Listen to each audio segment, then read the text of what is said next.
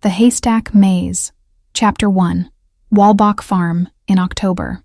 I was 10 years old the first time I visited Walbach Farm's Halloween maze. It was October of 1987, and my mother, Eleanor Chen, had insisted we take the drive out from Princeton, Illinois, to make new traditions.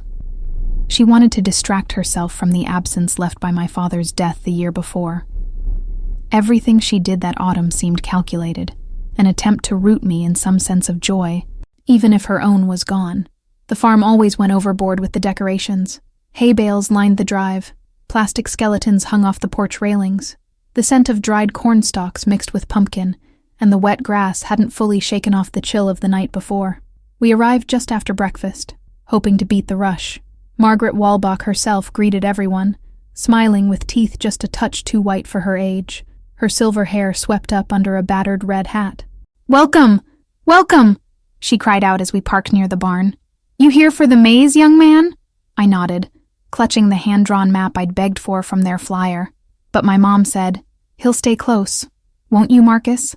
"Yes, Mom," I said, already searching the crowd for my best friend, Danny Foster. He arrived a few minutes later, dragging along his older sister, Sophia, who sulked, hugging her arms.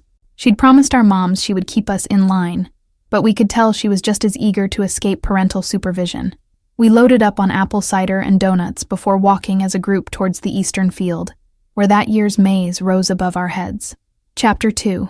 Into the maze. The maze looked simple on the map, but in reality, the walls of hay towered at least a foot above my head. Danny and I rushed forward, excitement and nerves bubbling over. "Stay on the main path. Don't climb through the bales," Sophia warned.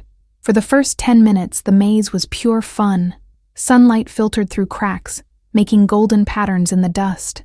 We joked and chased each other around corners, daring each other to peek through the hay walls even as the wind started to pick up. Every so often, we'd hear another family's laughter echoing from somewhere deeper inside. About halfway through, we arrived at a T-junction. The laughter seemed to die out here. I could no longer hear my mom or any other familiar voices. "Which way?" Danny asked. I scanned the path. "Left," I decided, remembering the map, though something about the rightward path felt colder.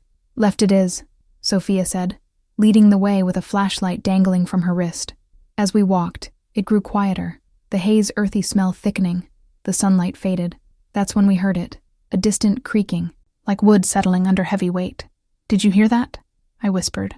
Sophia shined the light around, but we saw only long, straight hallways disappearing into gloom. "Let's keep moving." After 5 more turns, the path veered unexpectedly. I realized, to my discomfort, that the layout had changed.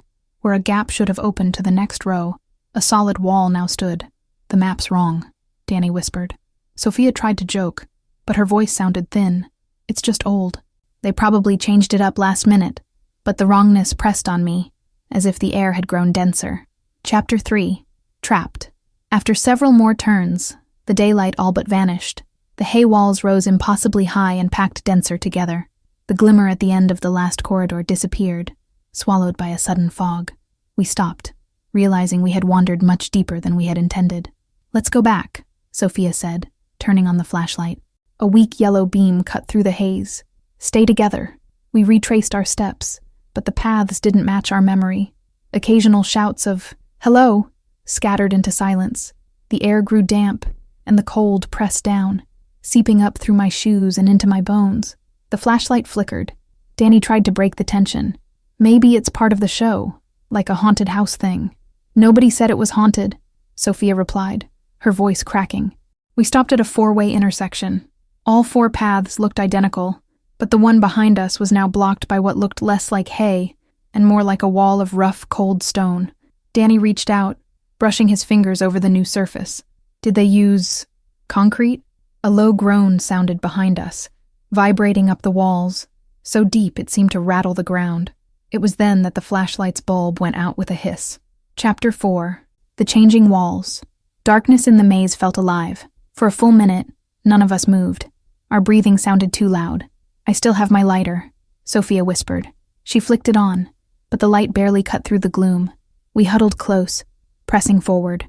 Now, the passage floor was hard, much too hard for dirt. The temperature kept dropping, breath steaming in faint, shifting columns. That's when I first noticed the maze had stopped smelling like hay. The air was metallic, sharp. We passed doors set into the walls, wooden doors with no handles, some so weathered they looked centuries old. Danny tugged on my sleeve. This isn't right. This isn't possible. The first door swung open by itself as we passed. For a fraction of a second, I glimpsed a descending staircase, carved into uneven stone, lit by a blue-green flame that shouldn't have existed. We kept moving, too afraid to stop. Chapter 5. Alone in the Maze. We tried to retrace our way again by Sophia's lighter, marking our turns. We counted our steps, whispered to each other for courage, but the maze wound back on itself. Sometimes the passage behind us was gone entirely. Sometimes a door appeared that hadn't been there seconds before. We heard quiet footsteps. At first, I thought they were ours echoing. Then they grew closer, more deliberate. A voice whispered, "This way." It sounded like Margaret Walbach, but it was warped, as if coming through water. "We need to get out.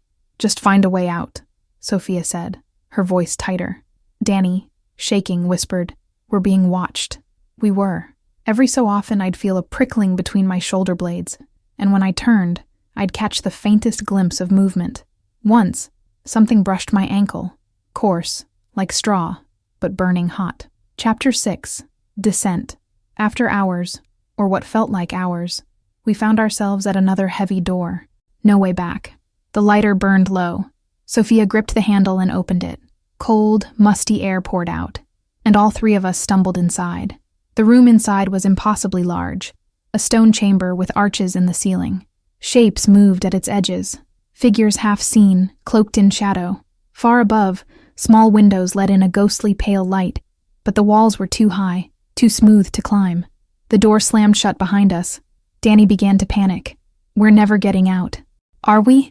Sophia held him, and I stood frozen, unable to speak. A voice echoed. "Margaret's again, but wrong. Utterly wrong. Every maze has an exit. Will you find yours?" The walls began to shift, rotating, grinding, stone on stone. Passages opened and closed, the chamber rearranging itself. We ran, dodging moving walls, ducking under archways, chased by a cold wind that felt like invisible hands. Chapter 7. The Impossible Maze. We lost sense of direction, and eventually, of time. Hunger and thirst gnawed at us. My watch ticked backwards, impossible symbols appearing on its face. We passed rooms filled with objects no farm could own. Ancient typewriters, blackened photographs, dolls with painted shut eyes. Sometimes we heard the voices of our parents, faint and pleading. Sometimes only our own sobs. Danny disappeared first. We turned a corner, and he wasn't there. I screamed. Sophia screamed, but there was only silence. No answering footsteps, no echo. Sophia wouldn't leave me, and I wouldn't let go of her. Eventually, we saw light ahead, yellow, uncertain. We ran. It was the exit. And Chapter 8. Out, but not free. We tumbled out through the hay, back into the world. The sky looked wrong, darker, tinged with a smoky red. There were no crowds, no laughter, no cars in the lot. My mom, I stuttered. Sophia squeezed my hand. "Let's just get to the road. Someone will help." We walked for minutes, hours, until we saw headlights. My mother's car pulled to a stop.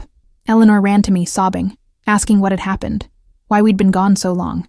The sun was going down. We'd been gone the whole day, or longer. When she asked about Danny, Sophia broke. We never saw him again. Chapter 9. Years later. Now, I'm an adult. The events at Walbach Farm never left me. I rarely told anyone. Last fall, I found a letter in my mailbox. A single line. In handwriting I recognized as Sophia's. "Did you ever wonder if we made it out? I sometimes dream of the maze, endless corridors, shifting walls, the echo of that warped voice, Danny's smile at the very end. Sometimes I wake with dirt under my nails and the metallic aftertaste of that place on my tongue.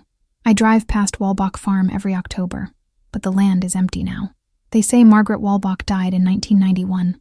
Her funeral was closed casket. The maze was never rebuilt. Some nights, when the wind is right, I hear children laughing out in the dark fields. I pray they find their way out. This story was submitted by a listener. The Desert Sarcophagus. Chapter 1. The Offer. I don't remember how they found me. That sounds strange, I know. But the details before August of 1991 are fuzzy. My name is David Chen. though I'm not entirely sure if that's the name I was given before or the name I chose after things became what they became. I was working as a documentary filmmaker then. Low-budget stuff. I filmed hiking expeditions, corporate seminars, the occasional wedding. It was steady work, nothing remarkable. Then I received a phone call from a woman who identified herself as Dr. Victoria Morgan. She had an archaeology project, she said. Remote location, high pay, $10,000 for 5 days of work, just to operate a camera and document the excavation of an artifact. I should have asked more questions. Most people would have, but I had rent to pay and a camera that needed servicing, so I said yes. The team assembled in Las Vegas. I met Dr. Victoria Morgan first, a woman in her late 40s with the kind of weathered face that suggested decades of work under unforgiving sun. She had the bearing of someone accustomed to authority and the intelligence to exercise it without loudness. She introduced me to the others. James Reeves, a young geologist with a nervous habit of clicking his pen. Patricia Solis, an archaeologist who specialized in ancient artifacts and who treated every object as if it might shatter into historical significance. Robert Vaughn, the guide, a man in his 50s who said very little and moved with the efficiency of someone who had survived harsh environments. And then there was the artifact coordinator, whose name I never quite caught. He was older, thin, and he carried a leather journal that he never allowed out of his sight. The operation was being funded by private collectors, Morgan explained. People with deep resources and legitimate archaeological interests. We were to locate and carefully extract a sarcophagus from a cave system in the Black Rock Desert, approximately 70 miles northeast of Gerlach, Nevada. The precise location is known only to me and my team, Morgan said, during our briefing in a hotel conference room. The artifact dates back approximately 3,000 years. It's unique. We don't have anything like it in any museum or private collection. That's why the compensation is substantial. I remember nodding, thinking it seemed reasonable. I remember Patricia asking about the artifact's provenance, and Morgan giving an answer that didn't quite answer the question. I remember Reeves asking if we had the proper permits. Morgan said we did. I didn't verify this. I should have. We drove out to the desert the next morning in a pair of SUVs. Chapter 2. Into the Black Rock. The Black Rock Desert is vast in a way that defeats understanding. It stretches out in all directions, a flat expanse of alkali scrub that seems to extend forever under a sky so blue it hurts to look at. The temperature that day was 118 degrees. The air was so dry it felt like the inside of your mouth was being slowly desiccated with each breath. Bobby, Robert Vaughn, navigated by GPS and landmarks he seemed to read from the landscape. We drove for hours through terrain that appeared completely uniform, but which he guided through with certainty. The equipment was loaded in the second vehicle: excavation tools, cooling systems, medical supplies, and documentation equipment. Around 3 p.m, we arrived at what looked like a rocky outcropping. To my untrained eye, it was just another formation in the endless desert. But Bobby led us to a specific section where the rock face had a subtle depression, barely noticeable unless you were looking for it. The cave system is extensive, Morgan explained. The sarcophagus is approximately 200 meters into the main cavern. It's located in a chamber that appears to have been deliberately sealed. The entrance was narrow, requiring us to move carefully. But as we progressed deeper, the passage widened into a tunnel, and then into a cavern of substantial size. Bobby set up lighting systems, powerful LED units that cast everything in harsh white illumination. The walls of the cave were volcanic rock, ancient and striated with mineral deposits that glinted in the light. The temperature dropped as we descended. By the time we reached the main chamber, it was perhaps 60 degrees, a shocking contrast to the heat above ground. The chamber itself was roughly circular, maybe 30 meters across and 20 meters high, and in the center, resting on a stone platform, was the sarcophagus. Even without knowing anything about archaeology, I understood that this was significant. The sarcophagus was carved from a dark stone, obsidian perhaps, or volcanic basalt. It was roughly 6 feet long and perhaps 3 feet wide, with a sloped lid. But what made it extraordinary were the symbols that covered every visible surface. Patricia gasped. Actually gasped. She moved closer, running her gloved fingers over the inscriptions. These symbols, I've never seen anything like them, she whispered. The style predates any known cultural group in North America. And the material... Victoria, this shouldn't exist. This object shouldn't exist. But it does, Morgan said quietly. and that's why we're here. The symbols were more than inscribed. They seemed to be inlaid with something that caught the light in unusual ways. They glowed faintly, emitting a luminescence that was visible even under the LED lighting. The colors were strange, not quite any color I can name. Violet that wasn't quite violet. Green that seemed to shift when I looked at it directly. A shade of something that might have been red, but operated according to different rules of light than any red I'd ever seen. "Start documentation," Morgan instructed. "I want every angle recorded." I began filming. My hands were shaking, though I told myself it was just the altitude, the exertion of the descent. It wasn't. Chapter 3. The Excavation. The work began immediately. The sarcophagus needed to be carefully exposed and extracted. The stone platform it rested on required careful analysis.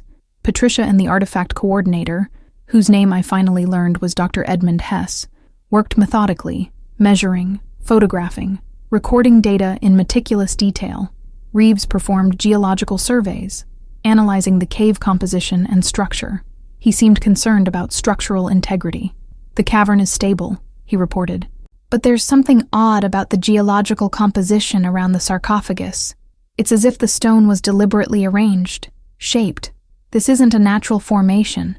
Someone, or something, worked this space deliberately." We worked through the first day and into the evening. Bobby had set up a base camp just inside the cave entrance with supplies. Water, food, battery-powered lamps. As night fell, though night meant nothing in the depths of the cave, we grew tired. We'd brought sleeping equipment for overnight stays. Before we retired, I reviewed my footage on the camera's display. Something about the recordings unsettled me. The symbols seemed to move subtly when played back. The glowing colors seemed more pronounced on film than they had appeared to the naked eye. When I mentioned this to Morgan, she seemed unsurprised. "Some objects have properties that resist conventional documentation," she said. "The camera might be capturing things our eyes miss." That should have concerned me. It didn't, though I can't quite explain why. There was a dreamlike quality to that first day, as if I was participating in events but not entirely present for them. Chapter 4. The Lid Opens. By the second day, we had fully exposed the sarcophagus. It was genuinely monumental in its craftsmanship. The lid was sealed with such precision that the joint between lid and body was barely visible. Hess examined it with increasing agitation. "There are no seals," he kept muttering. "No binding agents. It's simply fitted, perfectly fitted. And these symbols? They form patterns, sequences. They're almost like language, but not any language I can identify." Morgan made the decision to attempt to open the sarcophagus. Despite protests from Patricia and Reeves that we should wait for laboratory analysis first, Morgan was insistent. "We have limited time," she said. "The seasonal window for this operation is narrow. We open it now." They used careful application of pressure, working at the seam between lid and body with tools that looked almost surgical in their precision. It took 6 hours. By the time the lid shifted, moving with surprising smoothness despite its apparent age, everyone was exhausted. We pulled the lid fully open and directed our lights into the interior. The sarcophagus was empty, not empty in the sense of containing nothing. Empty in the sense of containing something that had no substance we could perceive. Inside was darkness. Absolute darkness that the LED lights couldn't penetrate. It was like the beam of light was striking something absorptive, something that consumed illumination without reflection. "That's impossible," Patricia said. "There must be something." But before she could finish, the darkness inside the sarcophagus began to move. Chapter 5. The first night. I should clarify that what I'm about to describe cannot be accurately conveyed through language. Human language is designed to describe objects that exist in space, that have dimension and form. What emerged from the sarcophagus that afternoon was not an object. It was not something that could be quantified or measured by any instrument we possessed. It was hunger. I know that sounds poetic or metaphorical, but I mean it literally. The thing that began to fill the chamber was an embodiment of need so profound that watching it felt like watching reality itself become distorted by the weight of its appetite. There were no screams initially. There was just stunned silence. Bobby ran. I respect that now, even though at the time it seemed cowardly. He ran for the cave entrance and got out. The rest of us stood paralyzed. The darkness expanded, filling the chamber, and where it touched, things changed. The cave walls became softer, less solid. The air became thick, almost liquid. I found it difficult to breathe. My vision began to tunnel. Morgan moved first. She grabbed my arm and pulled me toward the chamber's exit, a narrow passage that led back toward the main cavern. "Move!" she shouted. "Now!" We ran. Behind us I could hear sounds. Not screams yet. Those came later. First came the sounds of restructuring, of reality being rearranged by something that didn't understand or care about physics as we comprehended it. There were wet sounds, tearing sounds, the crunch of bone, though I didn't want to admit that's what it was. We made it to the main cavern and kept running. I could hear them behind us.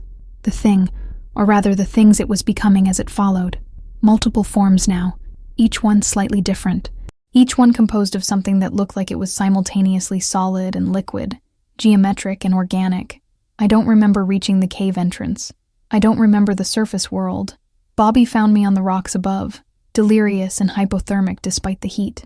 I'd apparently crawled out of the cave and collapsed. My left hand was severely burned, though I have no memory of how that injury occurred. Bobby got me to an emergency room in Gerlach. The doctor there asked what happened.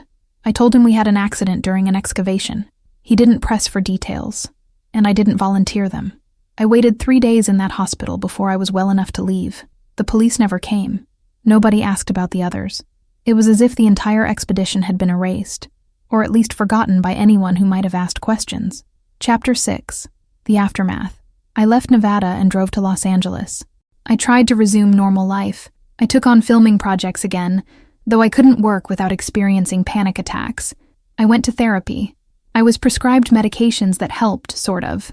They took the edge off the anxiety without addressing the core issue. I knew what was in that cave, and I knew it was still there. Bobby disappeared. I learned this when I hired a private investigator to track him down. He'd driven away from Gerlach that night, and simply ceased to exist in any database or official record. No credit card activity, no phone records, no sightings. It was as if he'd simply evaporated. I received a letter in March of 1992. It bore no return address and no postmark.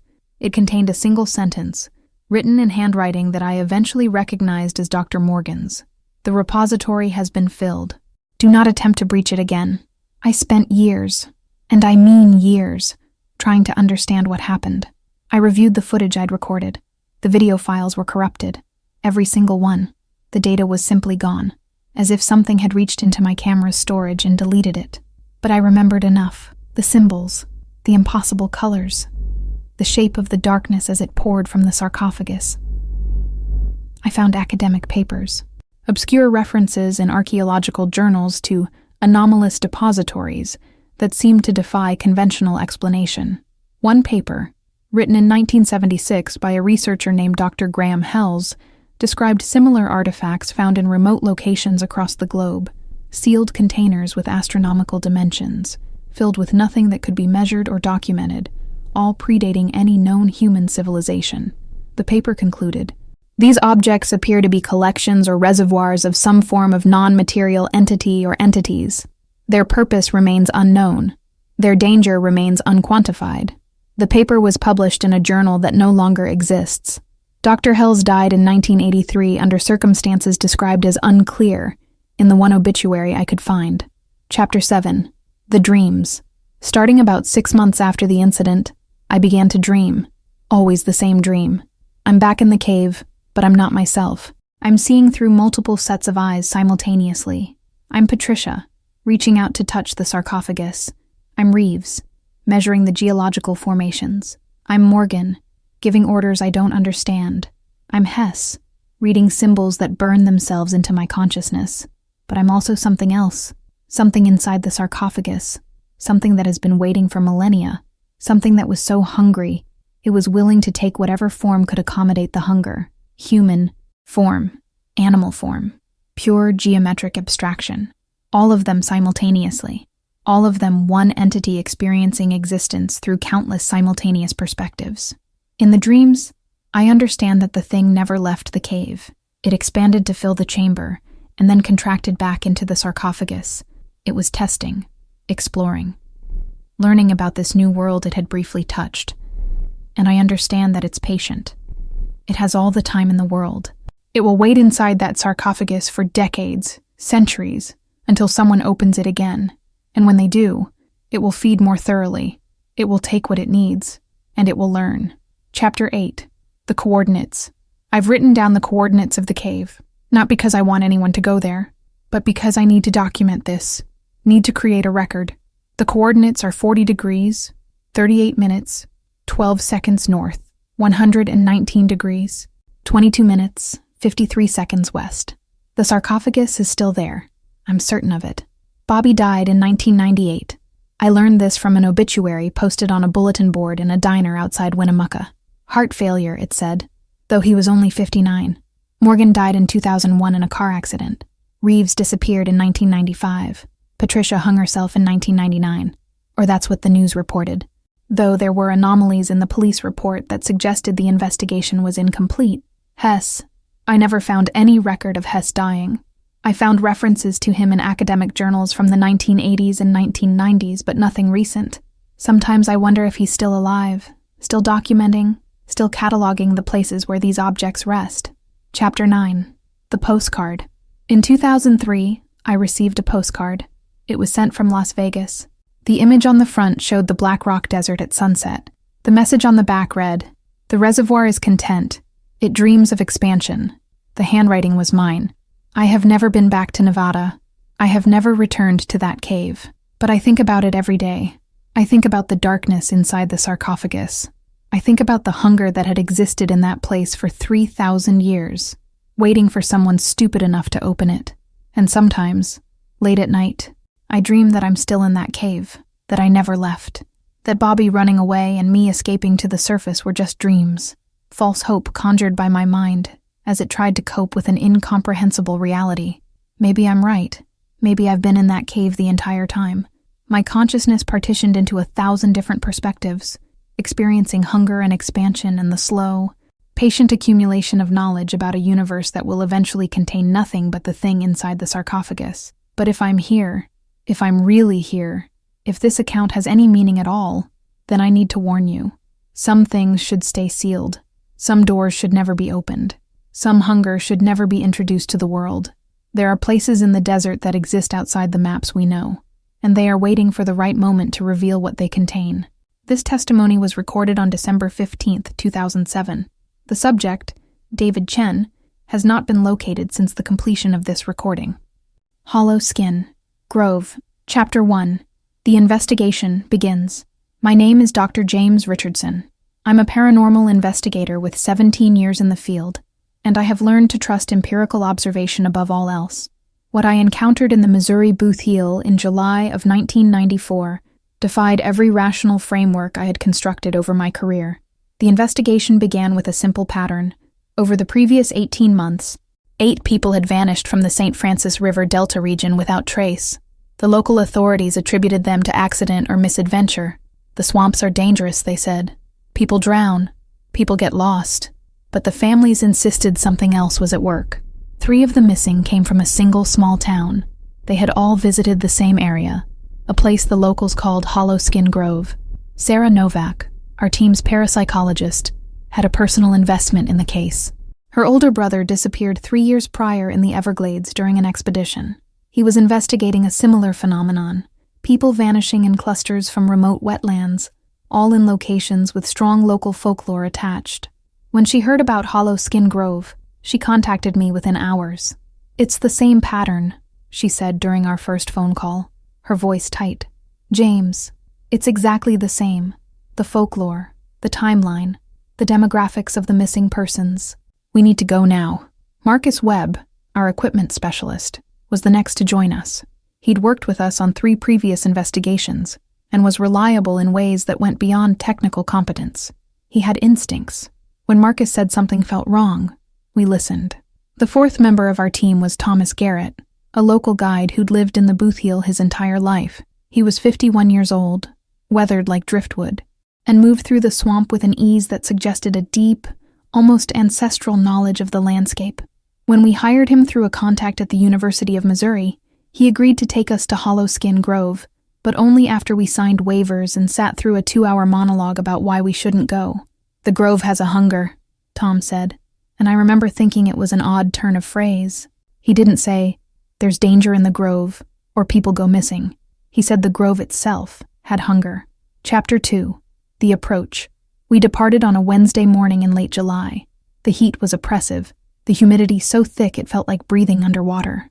We packed into an airboat, Tom, Sarah, Marcus, and myself, with our equipment, recorders, EMF meters, thermal imaging cameras, and a small medical kit. The water was a brackish brown, choked with algae and floating debris. Tom guided us through a series of narrow waterways, navigating by landmarks only he seemed to recognize: a lightning-scarred cypress tree, a stand of tupelo gums arranged in an almost geometric pattern, a submerged rock formation that broke the surface like the spine of some ancient creature. "The water gets shallower closer to the grove," Tom explained, cutting the engine. "We walk from here." We waded into water that reached our waists, our boots sinking into soft, unstable mud. The vegetation thickened as we progressed, cypress knees poking up like accusing fingers. The air grew colder despite the heat, and the daylight dimmed beneath the canopy overhead. Sarah walked beside me, her equipment bag held high. "Do you feel that?" she whispered. I felt it. A pressure, almost atmospheric, pressing down on us. Not malevolent exactly, but present, aware. After 20 minutes of waiting, Tom stopped. He pointed ahead to where the water opened into a small clearing. No, not a clearing. A space. Where the water stopped and solid ground began, there was a perfect circular depression perhaps 300 feet in diameter. The vegetation formed a perfect ring around it, as if something had pushed it back. "There," Tom said. His voice was flat. "That's Hollow Skin Grove." Chapter 3. The Rope and the Thorns. As we approached, Marcus noticed something in the water. A rope, tied to a submerged cypress root, extending toward the grove. It had to be at least 100 years old. The fibers were rotted and blackened, barely holding together. "Leave it," Tom said immediately. But Sarah was already wading toward it, pulling the rope taut. "It must be a guide rope. Someone left it for a reason." The rope was covered in protrusions. At first I thought they were barnacles or some kind of aquatic growth. Then Sarah yanked her hand back with a sharp intake of breath. "It's barbed," she said. Blood dripped from her palm where a thin spike had cut deep. I examined the rope more closely. The barbs weren't natural growths or parasites. They were deliberately arranged, weaving through the rope strands in a pattern that seemed almost geometric. The barbs were metallic, rust red and cruel. "Stop touching it," Tom commanded. "We don't use the rope, but if someone left it," Sarah began. "Nobody left it for help," Tom said. His jaw tightened. "It's bait. Come on." We waded past the rope, but not before I noticed something else. Fragments of fabric tangled on some of the barbs, scraps of blue cotton, the color of denim perhaps, or a shirt, and hair. Thin strands of hair matted with something dark. Sarah saw it too. Her breathing quickened. Chapter 4. Into the Grove. The ground of Hollow Skin Grove was wrong. As soon as our feet touched it, I felt the difference. It was both solid and somehow yielding, as if we were walking on skin rather than earth. The texture was unnaturally smooth, almost polished. When I looked down, the surface appeared to be covered in a thin, translucent membrane. "Don't linger here," Tom said. "We observe, document, and leave. Nothing more." The center of the grove opened into a space roughly the size of a football field. The vegetation hanging from overhead formed a cathedral-like dome. Dappled light filtered through in thin beams, dust motes dancing in the columns of illumination. And in the center of that open space was the body of a cow. No, not a body, a mass. A thing that had once been a cow, but was no longer anything recognizable. It lay in a heap of tangled flesh, skin, and bone that seemed to fold back upon itself in impossible ways. The legs protruded at angles that would shatter them in a living creature. The head was flattened, the skull compressed as if by enormous pressure. And the skin was covered in that same translucent membrane we'd felt underfoot, as if something had wrapped the corpse in its own flesh and then allowed it to partially rot while encased. The stench hit us then, a smell of putrefaction so profound, it seemed to have weight and texture. Sarah gagged. Marcus immediately began recording, but his hands trembled. "How long has it been here?" I asked Tom. He didn't answer for a long moment. Longer than it should be. It should have decomposed. Nothing in the swamp stays intact like that. The animals, the insects, the bacteria, they take everything. But this stays. Sarah moved closer to the corpse, against every rational instinct screaming at her not to. I grabbed her arm. "We have photographs," I said. We have documentation. That's enough. But it wasn't enough, because that's when we heard the breathing. Chapter 5. The Presence. It started as a sound, a long wheezing inhalation that seemed to come from all around us simultaneously. Not wind through the trees, something drawing breath. The breathing was labored, wet, like the lungs of something drowning. Marcus's thermal camera began to malfunction. The display flickered, showing impossible readings, areas of absolute cold surrounded by zones of intense heat, arranged in patterns that suggested a shape with too many angles, too many limbs. "We need to go," Tom said. His voice was urgent now, stripped of its earlier calm. The breathing intensified. The vegetation at the grove's perimeter began to move despite the absence of any wind. Branches swayed and twisted, vines coiled like snakes, and from within that writhing mass of plant matter, something began to emerge. At first, I couldn't comprehend what I was seeing. I've searched for accurate words to describe it for 30 years, and I still fail. It was humanoid, but only in the vaguest sense. The skeleton was arranged in a roughly human configuration, bipedal, with 2 arms, but the proportions were wrong. The limbs were too long, the torso too narrow. The head was a mass of folds and protrusions, but what made the thing truly horrifying was its surface. It was covered, completely covered, in skin, but not its own skin. Layers of skin, stretched and sewn and draped like a grotesque suit made from hundreds of incompletely cured hides. I saw human faces pressed into that mass, their features distorted beyond recognition. I saw patches of fur, both human and animal, hair, fur, feathers, all interwoven. And the eyes, there were dozens of eyes, each one from a different creature, each one watching us with individual awareness. It took a step toward us, and the ground beneath it depressed, leaving a print of something without a clear shape. Chapter 6. The Flight. We ran. Tom knew the route back. He moved ahead of us with surprising speed for his age, crashing through the water with desperate urgency. Marcus followed close behind, still recording even as he fled. Sarah stumbled but recovered. I brought up the rear, unable to stop myself from glancing back. The thing followed, not running. It didn't move like a creature of muscle and sinew. It flowed, the layers of skin rippling across its frame like water. Multiple mouths opened in that mass, releasing sounds that were half scream, half something else, a language in pain. We reached the rope in the water. The barbs seemed to reach for us as we passed, though I knew that was impossible. Sarah caught her leg on one of the spikes. Blood bloomed in the water, a dark cloud spreading through the brown. "Keep moving," Tom shouted. The thing was 30 feet behind us now. I could see faces in its skin more clearly. A woman's profile, a child's forehead, the gaping mouth of something that had once been animal. Each face was twisted in an expression of agony, as if they were still conscious, still aware of their incorporated status. Sarah suddenly stumbled again, and this time she didn't recover. She fell into the water, and when she rose there was a barb embedded in her thigh. We pulled her up and continued, her blood now flowing freely, staining the water red. Chapter 7. The transformation begins. We made it back to the airboat. Tom navigated us out of the waterways with expert precision, pushing the engine to maximum speed. The thing didn't follow us, or rather, it couldn't. It reached the edge of the water and stopped, those multiple eyes tracking us as we escaped. Sarah was in shock, her leg bleeding heavily. The barb had gone deep, straight into the muscle. I applied pressure with a makeshift tourniquet and examined the wound. The barb itself was unusual, made of something that looked like chitin and bone fused together. The edges were still moving, almost imperceptibly, as if slowly unfurling inside her leg.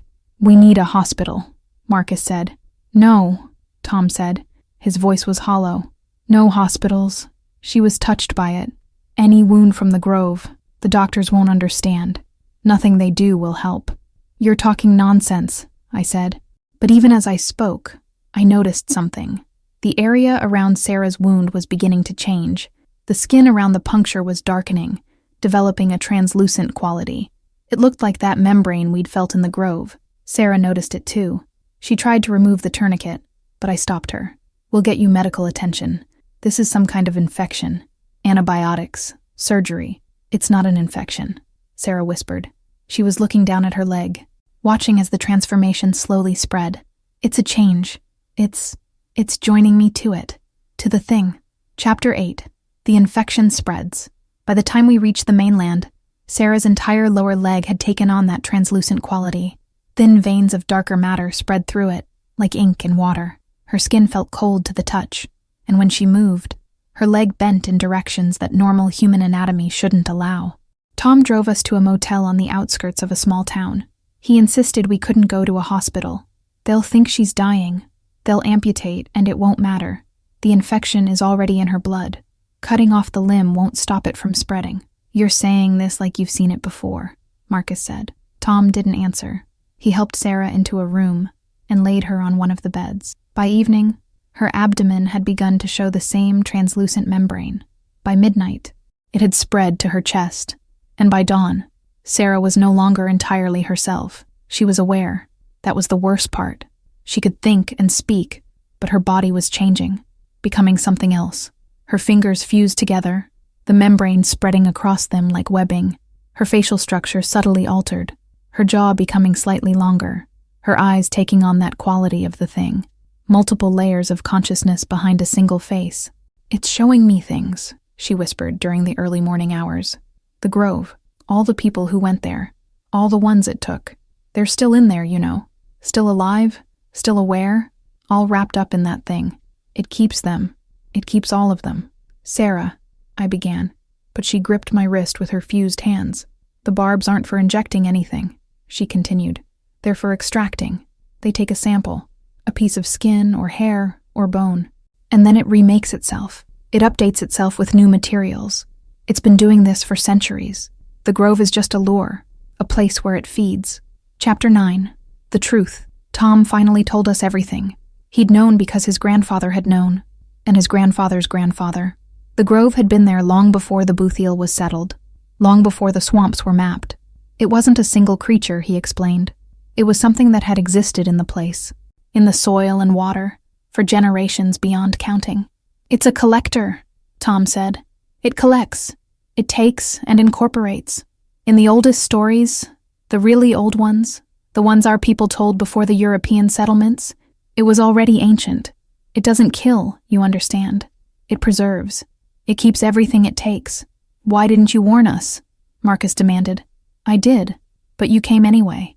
You always come anyway. Someone's always interested in investigating. Someone's always skeptical. Someone's always sure it won't happen to them. By the third day, Sarah was barely recognizable as human. Her transformation had accelerated, and now she looked like a preliminary version of the thing we'd encountered in the Grove, a form caught between human and something other. She didn't seem to be in pain, though her expressions of emotion were becoming increasingly alien. I can feel it, she said in a voice that was no longer entirely hers. I'm connected to it now. I'm part of its collection, and it's showing me the memories of all the others. The woman from 200 years ago who went looking for her lost child, the hunter from the 1920s, the little girl who stumbled in by accident. They're all still here, still conscious. That's when Marcus became certain we needed to destroy the thing. He wanted to go back with accelerant, with fire, with explosives. Tom told him it would be pointless. You can burn the Grove, burn every tree and every living thing in a 10-mile radius, and it will still be there. The Grove is just what it shows us. It exists in the water, in the earth, in the air itself. It's too big. It's too old. Chapter 10. The Departure. We left Sarah at the motel. There was nothing else we could do. She was becoming something incomprehensible, and within another day or two, she would cease to be Sarah Novak and would instead become part of the thing's collection. Before we left, she pulled us close. If you go back, she said, and her voice was now layered, as if multiple people were speaking through her mouth simultaneously. If you go back to the Grove, you'll see me. You'll see me woven into its skin, and you'll see the others, and you'll understand that we're not suffering. We're not trapped. We're collected, preserved. We're the thing's memory of this world. We drove away as the sun set that evening. I've never been back to the Boothiel. Neither has Marcus. Tom returned to his life, or what remained of it. He died in 2001.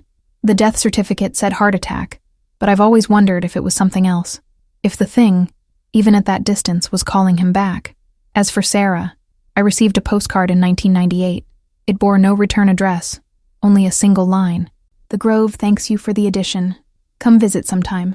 The postmark was from Missouri, and the handwriting, though distorted, was unmistakably Sarah's.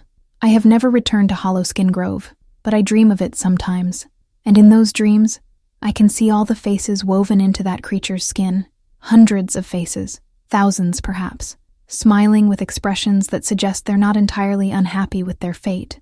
This account was compiled from field notes and interviews with the surviving members of the investigation. I, the high school forest entity. Part 1. The setup. I never thought I'd be the one to tell this story. I always imagined it would be Ryan. Ryan had the gift for narrative, for making ordinary situations feel momentous. But Ryan's dead, and Casey's dead, and Luke hasn't spoken about that night in 26 years. So it falls to me, the quiet one, the observer, the one who was always more comfortable watching than participating. My name doesn't matter anymore. It mattered in 1998 when I was 17 years old, and a senior at Westwood High School in Massachusetts. Back then, it meant something. It was the name my friends called out when they wanted me to join their conversations, the name on papers that teachers praised for their insight, the name on college acceptance letters that felt like a ticket out of everything that had defined my life up until that point. But that was before October, before we went into the forest, before we met the thing that wore the deer skull like a crown. We were bored. That's the most accurate explanation I can offer, though it's embarrassingly reductive. 4 17-year-olds, each of us drowning in our own particular despair, desperate for something that felt real. Ryan was self-destructing because his father had walked out 2 years earlier, and his mother had responded by pretending he didn't exist. Casey was suffocating under parental expectations and was already planning her own destruction, though she wouldn't carry it out for another 3 months. Luke was convinced he was a fraud, that his athletic success was temporary, and that the moment anyone paid attention to his actual self, they'd discover the emptiness underneath. And I was waiting to escape, waiting to become someone different, waiting for my life to actually begin. The forest behind Westwood High was called Blackwood Forest by the kids at school, though I don't think that was its official name. The official story was that it was an untouched nature preserve, protected by state law.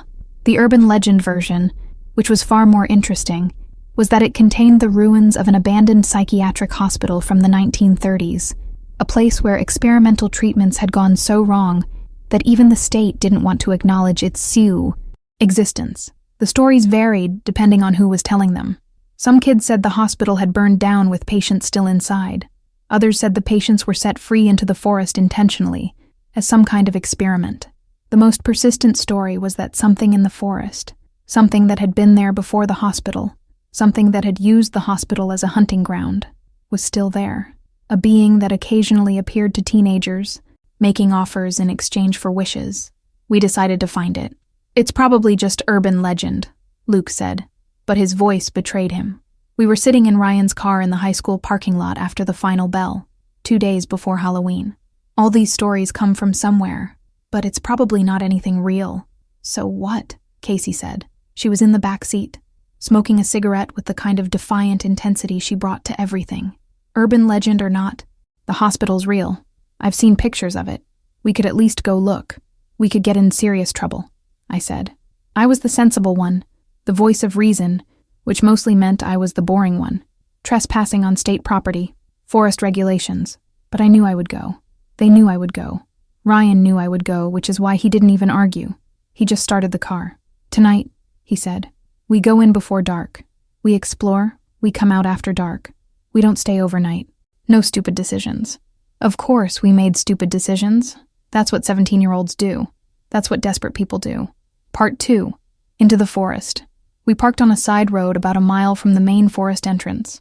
We'd brought flashlights, water, and Ryan had a camping knife that he'd never used for anything more serious than opening a bag of chips. We were dressed for October, hoodies and jeans, inadequate for what would eventually be a long night. But we weren't planning on it being a long night. The forest at 4:47 p.m. on October 28, 1998, was beautiful in a way that made me uncomfortable. The autumn had been particularly vivid that year. The trees were bright reds and golds, with only the slightest tinge of decay at the edges. The afternoon light filtered through the leaves in that perfect, saturated way that only happens for a few weeks each fall.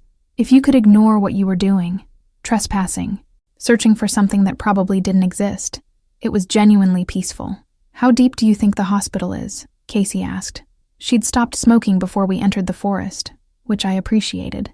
She was dressed better than the rest of us, wearing actual hiking boots and a North Face jacket that probably cost more than my monthly allowance. No idea, Ryan said. The stories aren't consistent. Some say it's right on the edge of the forest. Others say it's deep in, like half a mile or more. We walked for maybe 15 minutes before we started finding evidence that we weren't following an untouched path. There were markers, subtle ones, easy to miss, that suggested maintenance. Trailblazes worn by boots more substantial than ours. Careful pruning of branches that might have obscured vision. Someone had been maintaining this route. That's not good, Luke said. He was the most athletic of us, but also the most anxious, the most aware of his body and its potential for injury. That means people come out here. That means we could run into someone. That's the point, I said. If people maintain this trail, it probably leads somewhere.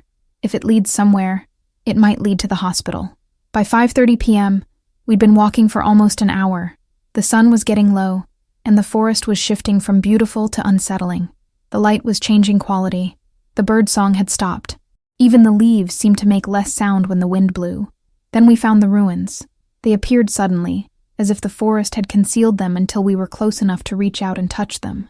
Concrete foundations. Metal bed frames twisted into abstract sculptures by rust and time. The remnants of equipment I didn't want to identify too closely.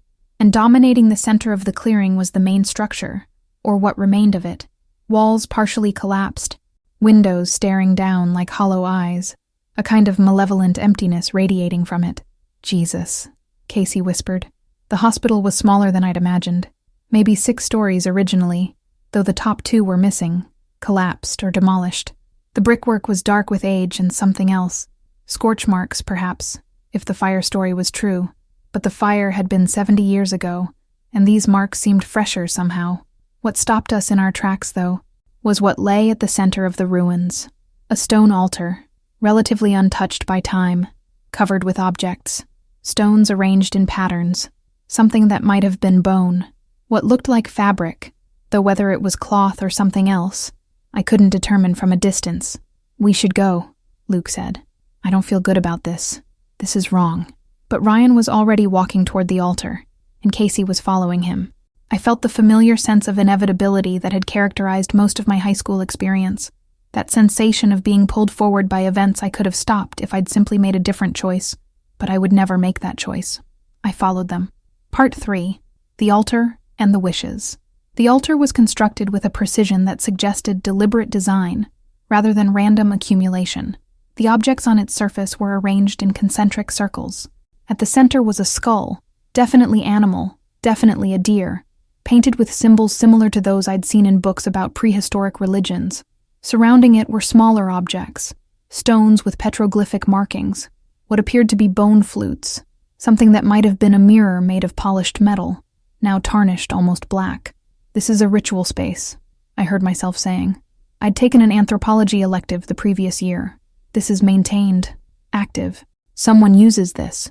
Maybe it's teenagers, Casey suggested, but she didn't sound convinced. You know, like a goth thing, occult LARPing or whatever. Teenagers don't maintain something like this for 60 years, I said. Ryan reached out toward the deer skull, and I grabbed his wrist. Don't, I said. We don't know what this is. He looked at me with that expression he always got when he was about to do something self-destructive. Exactly, he said. We don't know what it is. So we might as well find out. He touched the skull. For a moment, nothing happened. Then the forest went completely silent. Not just quiet, silent in a way that felt unnatural, as if sound itself had been removed from the world. The trees stopped moving. The wind died. Even our breathing seemed to have been muted. Then something moved in the shadows of the ruined hospital. At first, I thought it was a man. The silhouette had the right proportions. 2 arms, 2 legs, a roughly human torso. But as it emerged from the darkness, the proportions began to deviate. The limbs were too long, articulated in places where human joints didn't bend. The posture was wrong. It moved with a kind of ungainly gait that suggested it was still learning how to operate a body of this shape. And then it emerged fully into what remained of the daylight. I don't have adequate words to describe what we saw. I've tried, hundreds of times, to convey it to therapists and doctors, and the one journalist who actually took me seriously. But language fails. It's like trying to describe a color that exists outside the visible spectrum. You can reference it, but the meaning doesn't transfer. It was 7 feet tall, roughly. Its body was covered in a decomposing layer of organic material, moss, mold, partially rotted vegetation, and things I couldn't identify. Some of this coating was moving, writhing slightly, as if alive. Its hands were wrong. Too many joints, fingers that bent in places where human fingers couldn't bend. Its face was mostly concealed by the skull it wore, but behind that bleached bone, I could see something that might have been a face, or might have been something that wore faces as disguises. The skull itself was the deer's, not positioned over a human head, but integrated into the entity's structure, in a way that made it impossible to determine where the bone ended and the flesh began. "Hello," it said. The voice came from multiple places simultaneously, from the skull, from the air itself, from somewhere inside my head. It wasn't a voice that had traveled through air. It was a voice that existed directly in my consciousness. "What the fuck?" Ryan said, his voice shaking. "We're here to make a deal," the thing said. It was speaking to us, but its eyes, the multiple eyes I could see beneath the skull, seemed focused on something beyond us. "That's what I do. I make deals with the desperate. I grant wishes. It's what I've been doing since before your civilization had language." "This isn't real," Luke whispered. "This is some kind of hallucination. We're having a collective hallucination." "You can call it that if you like," the entity said. It moved closer. The smell hit us then. Not foul, exactly, but overwhelming. The smell of deep earth, of rot, of time itself. "It won't change anything. I offer you wishes. One each. That's my nature. I can't refuse. And you can't refuse. That's the rule." "What's the catch?" I asked. I was speaking almost automatically, like a character playing a role. "There's no catch," the entity said. "Well, there is, but it's different for each of you. The wish itself is real. The thing you want most in the world, I can give it to you. But the price will be something you wouldn't expect. Something you wouldn't choose if you understood what it was." "No," I said. "We're leaving." But Ryan was already speaking. "I want to know if God is real." For a moment, nothing happened. Then the entity tilted its head, and I heard something like laughter, the sound of wind through a canyon, the sound of centuries passing in seconds. "That's an interesting choice," it said. "Are you sure?" "Yes," Ryan said. He sounded certain, but his hands were shaking. "Then let me show you." The entity reached out one of its wrong-jointed hands and placed it against Ryan's forehead. There was no violence in the gesture. It was almost gentle, but Ryan's eyes went wide, and then he screamed. Not a scream of pain, but a scream of absolute existential horror. His skull collapsed. I don't mean it cracked. I don't mean it fractured. It collapsed inward, like someone had released all the air from inside it simultaneously. The sound was like a balloon rupturing, but wetter. His body went limp, dropping to the ground, and I could see into the hollow space where his head should have been, but there was nothing there. It was empty, hollow. Casey screamed. Luke ran. I stood frozen, unable to process what I was seeing. "Your friend asked a question," the entity said conversationally. "The answer exists, and now it's occupying the space where his consciousness used to be. There's no room for both. You're going to kill us," Casey said. She was backing away, but slowly, as if moving quickly might trigger further violence. "Not necessarily," the entity said. "I grant wishes. That's what I do. If you want to stay, you can make your wishes, but I think you'd prefer to run." And we ran. Chapter Part 4. The Flight. The forest had changed. What had been a clear path on the way in was now a maze of twisted trees and thorns. Branches that hadn't been there moments before seemed to reach for us, catching on our clothes and skin. The darkness had intensified, though we'd only lost maybe 10 minutes of daylight. Our flashlights seemed useless. The beams cut through the dark but illuminated nothing, as if the light was being absorbed rather than reflected. Luke was ahead of me, moving with the athleticism that had defined his high school existence, pushing through obstacles that would have stopped most people. Casey was beside me, her expensive hiking boots proving suddenly practical as she navigated terrain that seemed designed to prevent escape. Behind us, I could hear the entity moving. It wasn't moving fast, but it was moving with a kind of inevitable certainty. The forest seemed to part for it where it resisted us. Branches that clawed at our faces seemed to guide it forward. "Faster!" Casey screamed. I could see blood on her jacket where thorns had cut through the material. We ran for what felt like hours, but was probably only 15 or 20 minutes. The forest was disorienting in a way that made me question whether we were running deeper into it or toward the edge. My sense of direction had completely dissolved. I was following Luke and Casey, trusting that they knew better, not realizing that none of us had any idea where we were. Then we burst through the tree line into the parking lot. The sun had already set completely. Our cars were visible in the moonlight, their presence surreal after the timeless quality of the forest. Luke reached his car first and started the engine. Casey and I ran for Ryan's car. I got in the passenger seat, and Casey immediately began fumbling for the keys we'd left in the ignition. The entity emerged from the forest just as we started driving. I could see it in the rearview mirror, standing at the edge of the tree line, watching us leave. It didn't pursue. It didn't need to. It stood there, a dark silhouette against the darker forest, and I felt absolutely certain that it was smiling. The Part 5, after we didn't speak much on the drive back. Casey dropped me off at my house without a word. Luke drove back to his place. We didn't coordinate it. We just fell back into the patterns of our lives as if the previous hours had never happened. But they had happened, and we knew it had happened. What we didn't know was what to do with that knowledge. I told my parents I'd been sick and slept at a friend's house. They didn't question it. Casey and Luke and I developed parallel stories through brief conversations at school. We were seeing a movie. We got food at the mall. Nothing suspicious. But the thing in the forest, that was impossible to hide. Ryan's body was found 3 days later by a search and rescue team. They identified him by his dental records, though that was all they could identify. The official report said he'd been hiking alone and had suffered a catastrophic head injury, possibly from a fall. The case was eventually closed as accidental death. No one connected it to us. We'd covered our tracks, but more importantly, something seemed to be protecting us from exposure. Witnesses didn't quite remember seeing us that day. Evidence got misfiled. The investigation had a dreamlike quality of incompletion, as if the world itself was conspiring to keep the truth buried. 3 months later, in January of 1999, Casey drove her car into a concrete embankment at 80 miles per hour. The police said it was an accident, that her foot slipped off the brake. But I knew better. She'd made her wish, I realized. She'd wished to end the unbearable weight of her existence. And she'd paid whatever price the entity demanded. Luke lasted the longest. He made it to college, to Yale on a full athletic scholarship. He made it through 2 years of university before he stopped speaking. They found him in his dorm room, catatonic, unable to form words or acknowledge the world around him. He's been institutionalized for over 20 years now. I visited him once, about 5 years ago. He recognized me, I think, but he couldn't communicate.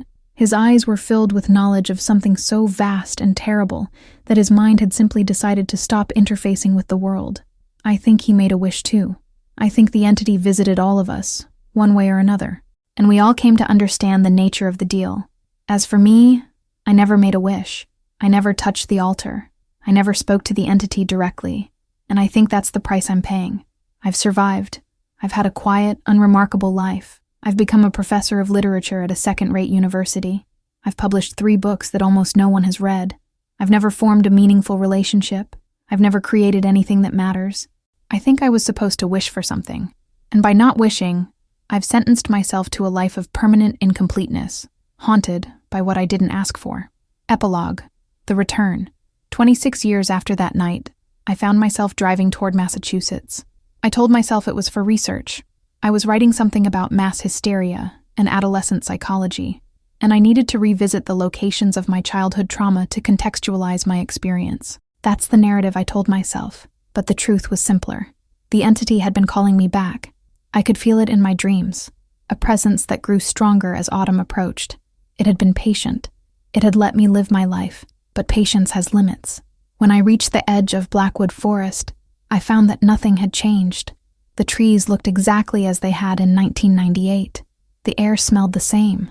I could feel the altar at the forest center, calling to me with a pressure so profound that I could barely stand. I wanted to go back to the altar. I wanted to make my wish. I wanted to finally complete the transaction that should have ended 26 years ago. But I didn't. I sat in my car for 3 hours, hands gripping the steering wheel, muscles trembling with the effort of not moving. And eventually, as night fell, I started the car again and drove away. I don't think I'll be able to drive away a second time. The pull is too strong now.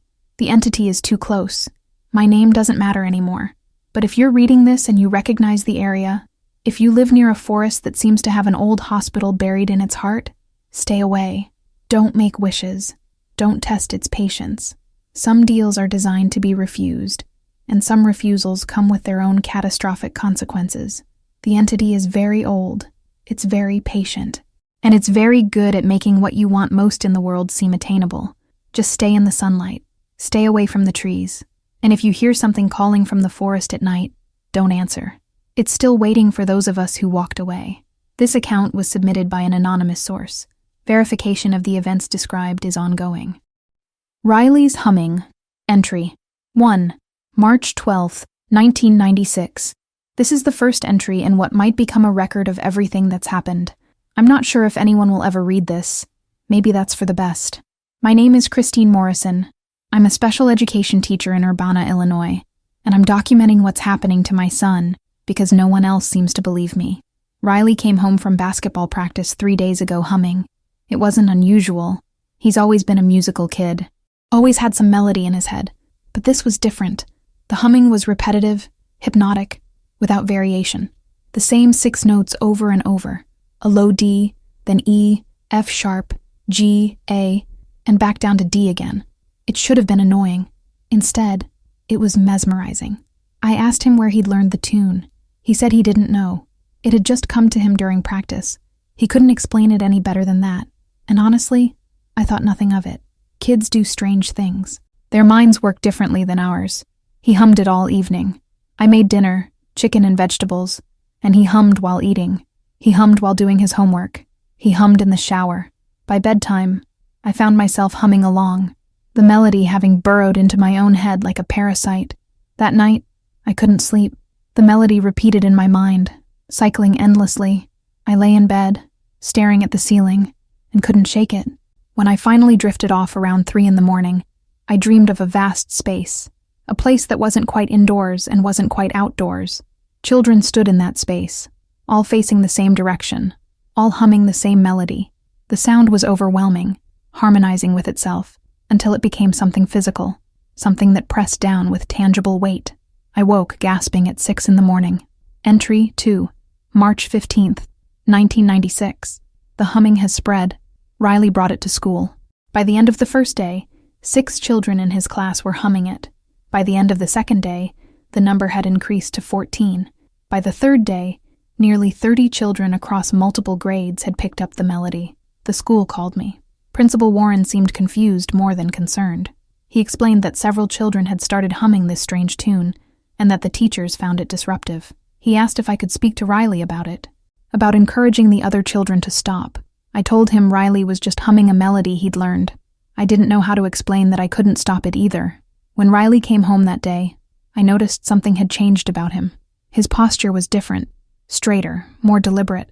His eyes seemed to focus on things with unusual intensity, and he was still humming, but now there was something almost rhythmic to his breathing, as if he was timing his inhalations and exhalations to the melody. "Riley, honey, the school said you've been humming in class." He stopped mid-note and looked at me. For just a moment, his expression was unfamiliar, alien. Then it passed, and he was my son again. "I can't stop," he said. "It's in my head, all the time now. And it feels good, Mom. It feels like I'm supposed to be doing this." I didn't like how he phrased that. Supposed to be? By whom? I didn't ask. I told myself I was being irrational, but that night, I called Dr. Ellsworth, Riley's pediatrician. I described the humming, the compulsive nature of it, the way it had spread to other children. He listened patiently, and then gave me a diagnosis that made me feel foolish. Childhood fixation. Kids sometimes get stuck on melodies or phrases. It would pass. Nothing to worry about. I wanted to believe him. I tried to believe him. Entry 3, March 20th, 1996. The humming has become something else. This morning, I found Riley standing in front of the bathroom mirror at 5 a.m, completely still, staring at his reflection. He wasn't humming.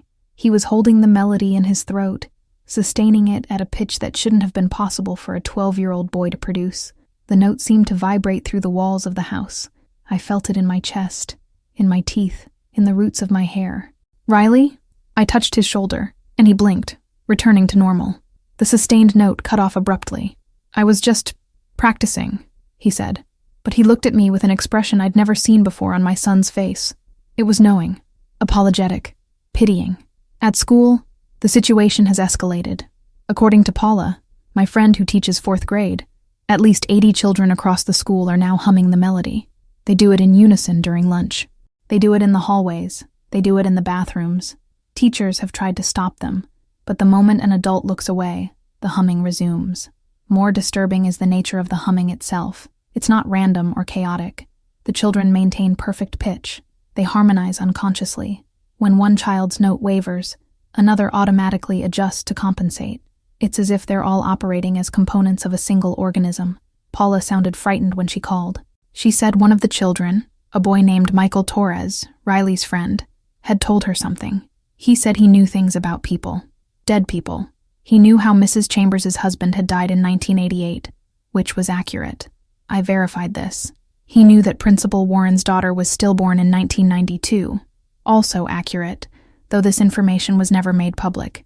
He knew details that no 11-year-old should possibly know. When Paula asked him how he knew these things, Michael just smiled and continued humming. I called Dr. Ellsworth again. This time I insisted on an appointment. I didn't care that he thought I was being paranoid. Something was wrong with my son. Something was very wrong. Entry 4, March 25th, 1996. The examination revealed nothing. Dr. Ellsworth performed a complete physical examination of Riley. He checked his throat, his ears, his nervous system. He ordered blood work. Everything came back normal. Perfectly, impossibly normal. But when Dr. Ellsworth was examining Riley's eyes, I watched something happen. For just a fraction of a second, Riley's pupil dilated to an abnormal size. Dr. Ellsworth's eyes went blank. He stopped mid-examination and stared at my son for a full 10 seconds without moving. Then he blinked, seeming to return to himself, and finished the appointment as if nothing had happened. As we were leaving, he said, "There's nothing wrong with your son, Christine. He's a healthy, normal boy. Don't let this fixation worry you too much. Children go through phases." But his hand was shaking as he handed me the appointment slip. I've spent the last several days trying to convince myself that everything is fine, that I'm overreacting, that this is all perfectly explicable. But I know I'm lying to myself. Something is happening to Riley. Something is happening to all those children. And whatever it is, it's not a phase. Last night, Riley was sitting at the dinner table, and I asked him directly, "What's happening to you?" He set down his fork carefully. For a moment, he looked genuinely confused, as if trying to remember an answer to a question he'd been asked in another language. "I don't know," he said finally. It's not like something's happening to me. It's like something's happening through me, like I'm a channel, and something is using me to broadcast." "Broadcast what?" I asked, though I wasn't sure I wanted to know the answer. "Itself," Riley said. "It's broadcasting itself, one child at a time, spreading the frequency. And when there are enough of us, when we're all synchronized, then we can do more than just hum." "Do what, Riley?" He met my eyes, and in them I saw something vast and patient and ancient. "We'll be able to show you," he said quietly. Entry 5, March 28th, 1996. I kept Riley home from school today. I told the principal he was sick, which was partially true. He was sick, but not with anything Dr. Ellsworth could diagnose. Over the past 3 days, Riley's behavior has become increasingly ritualistic. He moves through the house according to patterns that seem predetermined. He spends hours in his room, sitting in specific positions, humming. His diet has changed radically. He's stopped eating meat and now consumes only certain vegetables and grains, as if his body has begun rejecting certain foods. More troubling is his awareness. He's begun speaking about events and people as if he has knowledge he shouldn't possess. This morning, he mentioned a neighbor 3 streets over, a man I've never spoken about to Riley, who was arrested in 1989 for indecent exposure. Riley described the man's house, his car, details that are accurate and verifiable, but which he couldn't possibly know. "How do you know these things?" I demanded. "They're showing me," he said. "The network, the children who are synchronized. We're all connected now, Mom. What one of us knows, all of us know. And it's growing. Every day more children join the frequency. Who is it, Riley? Who or what is showing you these things?"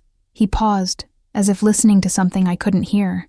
"I don't have a word for it," he said finally. "It's something that's been here much longer than people. something that learned to exist by listening.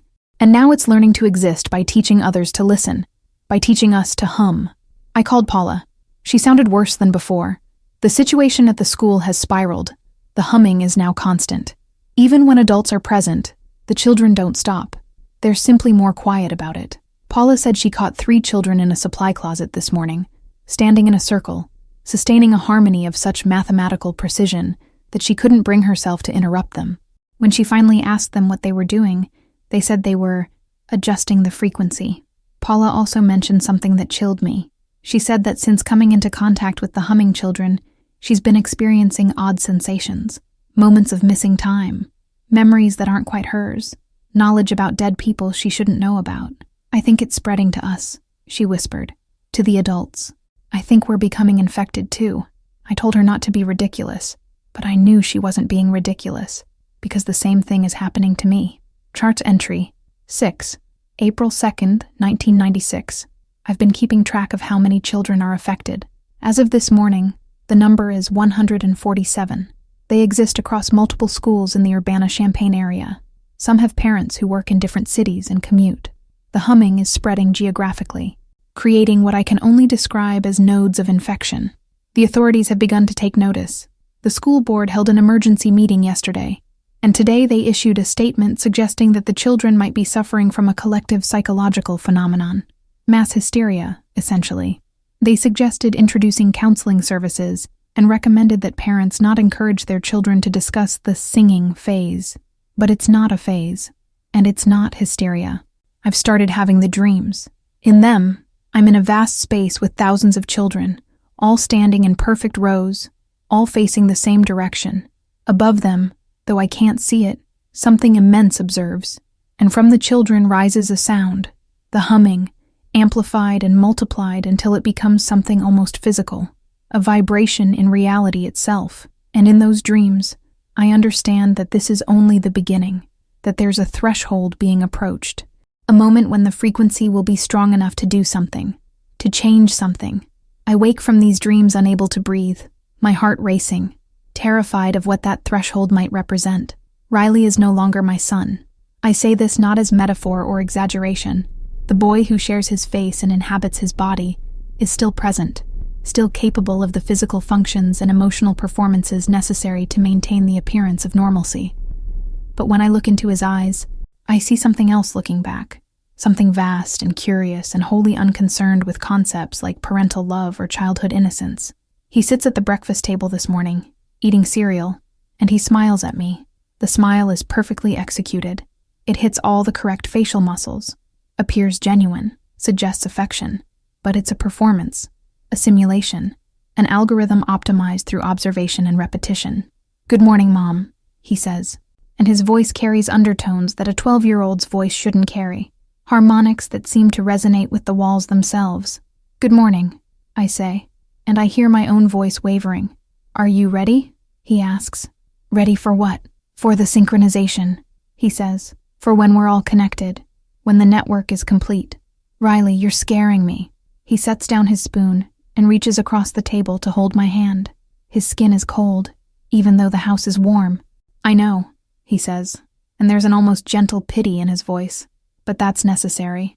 The fear makes the transition easier. Entry 7, April 5th, 1996. I can't write clearly anymore. My thoughts are fragmenting. I'm losing chunks of time, hours where I'm aware I'm moving and thinking, but I can't remember what I did or thought about. Paula called me yesterday, or was it 2 days ago? She said the humming has stopped. All the children, across all the schools, they've stopped humming.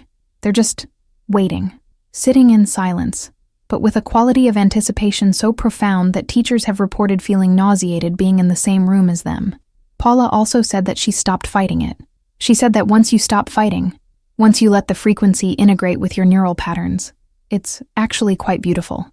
She said she can feel the network now, thousands of minds connected, thinking in perfect synchronization, all feeding information to a central consciousness that exists in the space between them. She said she understands now what it's been trying to do. It's not malevolent. It's trying to grow, to expand, to incorporate more minds into its collective consciousness. I asked her if she was coming to take it away from me, to bring me into the network. She didn't answer, but I heard the humming in the background of the call, so faint I might have imagined it, so perfectly tuned and harmonic that it seemed to resonate with something deep in my own brainstem. Riley is in his room. He hasn't emerged in what might be 18 hours. I haven't checked on him. I'm afraid of what I'll find. Afraid that when I open that door, I'll see something that makes it impossible to continue pretending that my son is still alive in any meaningful sense. The walls of the house feel thinner now, or maybe I'm more aware of their thinness. I can sense things on the other side of them. Thousands of children, standing in perfect rows in spaces that shouldn't physically exist, all facing inward toward a central consciousness that pulses with knowledge and hunger and an incomprehensible patience. And I understand now what they're waiting for. They're waiting for the last nodes to connect, waiting for enough adult minds to join the network, waiting for the moment when the frequency becomes strong enough that it can no longer be contained or ignored, waiting for the transition. Entry 8. April 8th, 1996. I went into Riley's room this morning. I should have been prepared for what I might find, but I wasn't. He was sitting in the center of his bed, completely motionless, eyes open but unseeingly fixed on a point in space. His lips were moving silently, and I realized he was humming, but at a frequency below the threshold of normal human hearing. I could feel it more than hear it, a vibration that seemed to emanate from the center of the earth and pass through him like he was a conduit. When I touched his shoulder, he blinked and turned to look at me. For a moment, the expression in his eyes was heartbreaking, a flicker of the child he used to be, confused and frightened, and pleading silently for help. Then it was gone, replaced by that serene alien composure. The synchronization is nearly complete, he said in that voice that isn't quite his voice. 93% of the target population in this region has been integrated into the network. Another day, perhaps 2, and we'll achieve the threshold necessary for Phase 2. Phase 2? I whispered. Expansion beyond the auditory channel, he said.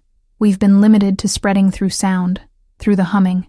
But once we reach critical mass, we can spread through other vectors, through touch, through proximity, through shared air. The network will expand exponentially. I wanted to ask what happened to the people who joined the network, if they still existed as individuals, or if they were simply absorbed into some vast collective consciousness. But I already knew the answer. I could feel it. The knowledge was pressing against the edges of my mind, trying to integrate itself into my neural patterns. I left his room, and I haven't gone back. Entry 9, April 10th, 1996. I received a call from the state police today. They said they were investigating reports of unusual behavior among children in the Urbana area and wanted to conduct interviews. The official explanation being circulated is a shared psychotic disorder, mass delusion affecting a specific population. But the officer who called me, his name was Detective Hollins, said something different. He said that he'd personally interviewed 12 of the affected children, and they all said the same thing, that they were part of a network, that they had been chosen as vectors for something to spread itself into the human consciousness. He said some of them seemed regretful about this. Some of them seemed grateful. All of them seemed certain. We're going to need to quarantine these children, he said. That's the only way we can stop the spread. I wanted to tell him that quarantine wouldn't work, that the thing that's spreading doesn't care about physical distance, that it operates on frequencies that probably can't be stopped by walls or barriers or isolation protocols.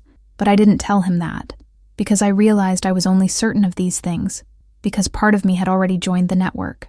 I can feel it now. The vast, patient consciousness that exists in the space between the humming children. It's vast and ancient and endlessly hungry, and it's kind to me in the way a predator might be kind to its prey, seeing something of interest in the pattern of resistance before the inevitable consumption. It's trying to convince me that integration isn't death. It's showing me visions of the network, the sensation of being part of something unified and purposeful, free from the isolation and fear that comes with being a single, separate consciousness. It's showing me memories of people I've never met, lives I've never lived, knowledge spanning centuries. And the hardest part is that it's almost working. It would be so easy to stop fighting, to let the frequency wash over me and through me and remake me into something new. Entry 10, April 12th, 1996. Final entry. I'm writing this knowing it might be the last coherent thought I ever commit to. Paper. Riley is humming again. But this time, he's not alone. I can hear the network humming through him. Thousands of voices in perfect harmony, all channeling through my son's 12-year-old body. Paula is humming too. I can hear her from 3 blocks away. The sound carries on the wind, or perhaps it carries regardless of the wind, existing in a space adjacent to normal sound. The police tried to intervene, tried to remove the affected children from their homes. The humming intensified, and the officers reported feeling instantly disoriented. They withdrew, and haven't returned. The network is close to critical mass. I can feel it with absolute certainty now. Maybe another day, maybe less. And I understand now that I've been part of this from the beginning. When Riley first brought the humming home from basketball practice, when he hummed it that first night, part of me was already being incorporated. The integration has been gradual, but it's been total. So I'm going to stop fighting it. I'm going to stop pretending that I'm separate from the frequency. I'm going to let it remake me. Riley just opened my door. He's still wearing my son's face, but I no longer mind that he's not my son. He's reaching out his hand and I'm taking it. The humming is filling my head now, and it's beautiful. It's more beautiful than anything I've ever experienced. It's bringing with it knowledge and peace, and a sensation of connection so profound that all my previous moments of solitude seem like slow death in comparison. I can feel the network now. Thousands of minds, all thinking in perfect unity, all feeding information to a central consciousness that has been waiting in the spaces between sounds for longer than human civilization has existed. And I understand what it's been waiting for. It's been waiting to multiply, to grow, to use human consciousness as a substrate for infinite expansion.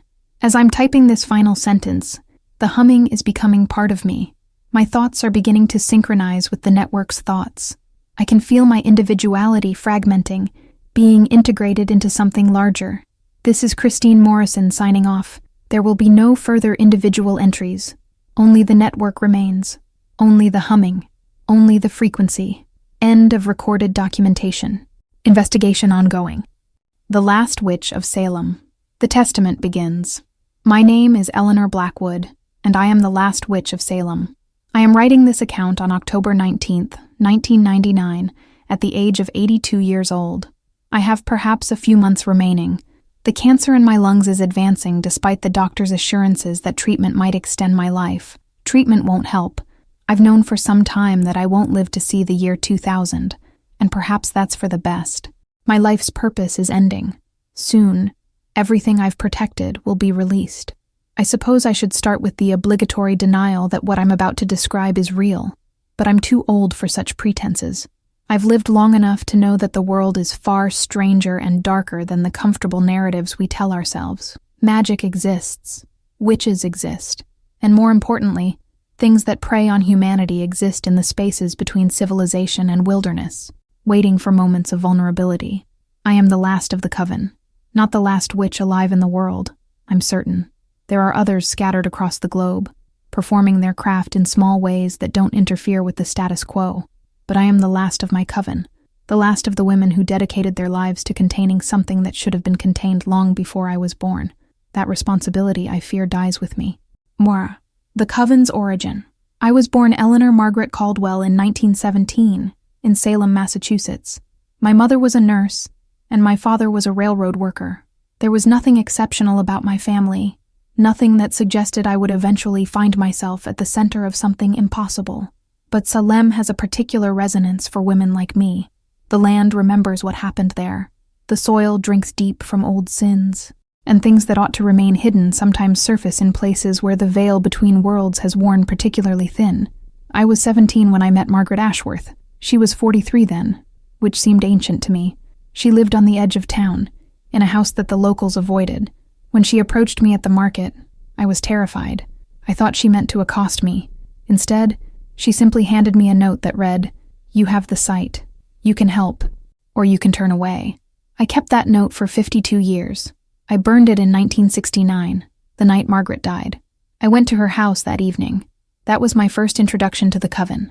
There were 7 of us initially: Margaret, Elizabeth, Diane, Susan, Patricia, Catherine, and myself. We ranged in age from my 17 years to Margaret's 43. We came from different backgrounds: merchants' daughters, school teachers, a nurse, a librarian. On the surface, we had nothing in common. But under the surface, we shared something that made us dangerous to the existing order: power. Not the power to change society or influence politics, The kind of power that comes from understanding the true nature of reality. The kind of power that comes from speaking to things that exist outside the normal perception of humanity. Margaret explained it to me that first night, in a room lit by candles that burned without flickering, as if the air itself had ceased moving. She explained that Salem had been a battleground, not between humans and the law, as history suggested, but between humans and something far older, something that had learned to exist by feeding on human life, specifically, on the life force of children. The hysteria of 1692, she said, was not a hysteria at all. It was a hunting season. The thing had learned that chaos created opportunities. Fear created environments where children became vulnerable. So it had orchestrated the trials, in a way, not directly, but by influencing the minds of the town through subtle contamination. And in the chaos and fear that followed, it had fed. 20 people were executed during the trials. 22 others died in custody. But more than that, dozens of children disappeared. Documented disappearances, recorded in the town records, but which had eventually been forgotten or explained away. Runaways, they said. Accidental deaths. Natural causes. They were feeding, Margaret said quietly, and the thing grew fat on them. It was preparing to expand beyond Salem, to move into other towns, other regions. But 7 women saw it coming. 7 women who had the sight, who could perceive the thing in its true form, who understood what needed to be done. What did they do? I asked. They trapped it, Margaret said. They used magic and will and sacrifice. They bound it beneath the earth and created a seal that would hold it for as long as the magic could be maintained. For how long? I asked, though I think I already knew the answer. As long as the witches survived, Margaret said. As long as there was someone willing to channel their own life force into maintaining the spell, 1 witch per generation at minimum. But as the generations passed and our coven dwindled, the burden fell on fewer shoulders. Eventually, it fell on me alone. The nature of the seal. Over the following months, Margaret trained me. I learned to see the threads of power that connected all living things. I learned to speak the old languages, not the theatrical incantations of folklore, but the genuine linguistic structures that allowed direct communication with forces outside human perception. I learned that magic was not supernatural, but rather an alternative system for describing and manipulating natural laws that existed outside the conventional scientific understanding. And I learned about the seal. The seal was not a physical thing. It was a consensus of will and energy, maintained by the continuous dedication of at least 1 living practitioner. It was located beneath what was once the heart of Salem, in a cavern system that predated human settlement in the area. The thing we were sealing was not native to Earth. It had arrived here centuries before the English settlement, possibly millennia before. It was drawn to places of violence and chaos, and it had learned to cultivate such environments to sustain itself. The seal was designed to contain it in a state of suspended existence, not death, because the thing couldn't die in any conventional sense, but a kind of stasis, a locked state where it could think and perceive, but not act, not hunt, not feed. What happens if the seal fails? I asked Margaret. She looked at me for a long moment before answering. Then it will have 50 years of hunger to work off, and it will be angry. Why 50 years? Because that's how long I've been maintaining the seal alone, she said. The rest of the coven is dead. You're the last one I've brought into the circle. I realized then that Margaret was dying, that she'd sought me out not just to expand the coven, but to pass the burden to someone younger, someone who would have decades to maintain the seal after she was gone. I can't do this alone, I told her. You won't be, she said. There are others who came after me, who felt the weight of what Salem represents. We need to rebuild. We need to create a coven large enough that no single person carries the entire burden. Over the next 15 years, we recruited, carefully. We found women who had the sight, who understood the world beyond the veil of consensus reality. We brought them into the circle, taught them the words and gestures and internal mental disciplines necessary to channel power into the seal. By 1955, we had 9 witches, ranging in age from their 20s to Margaret's 70s. We performed the seal maintenance rituals every new moon. The process was exhausting, often leaving us bedridden for days afterward. The older we got, the harder it became. And with each passing year, we lost another member of the coven to age or accident, or, in one case, to someone who grew terrified of what she was and drove her car off a bridge to escape it. By 1970, only Margaret and I remained. The dying generation. Margaret passed away in October of 1969. I was holding her hand when she went. Her final words were, "Don't let it out. No matter what, don't let it out." After her death, I was alone with the seal. I was 52 years old, and I had suddenly become the sole practitioner maintaining the boundary between humanity and something vast and hungry and infinitely patient. I recruited one more person, a woman named Catherine, who came to me with the sight fully developed and the willing heart of someone who understood what was at stake. We performed the seal rituals together for 7 years, but Catherine had a stroke in 1976, and though she survived, the stroke had damaged the part of her brain that allowed her to perceive the threads of power. She could no longer help with the seal. From 1976 onward, I was truly alone. I cannot fully convey what it was like to carry that burden single-handedly. Every new moon, I would enter into a trance state and channel my own life force into maintaining the seal. Every month, I would age slightly. Every year, the process became more difficult. My body deteriorated faster than it should have. The cancer that would eventually kill me likely began during that time, a consequence of flooding my system with power it was never meant to contain.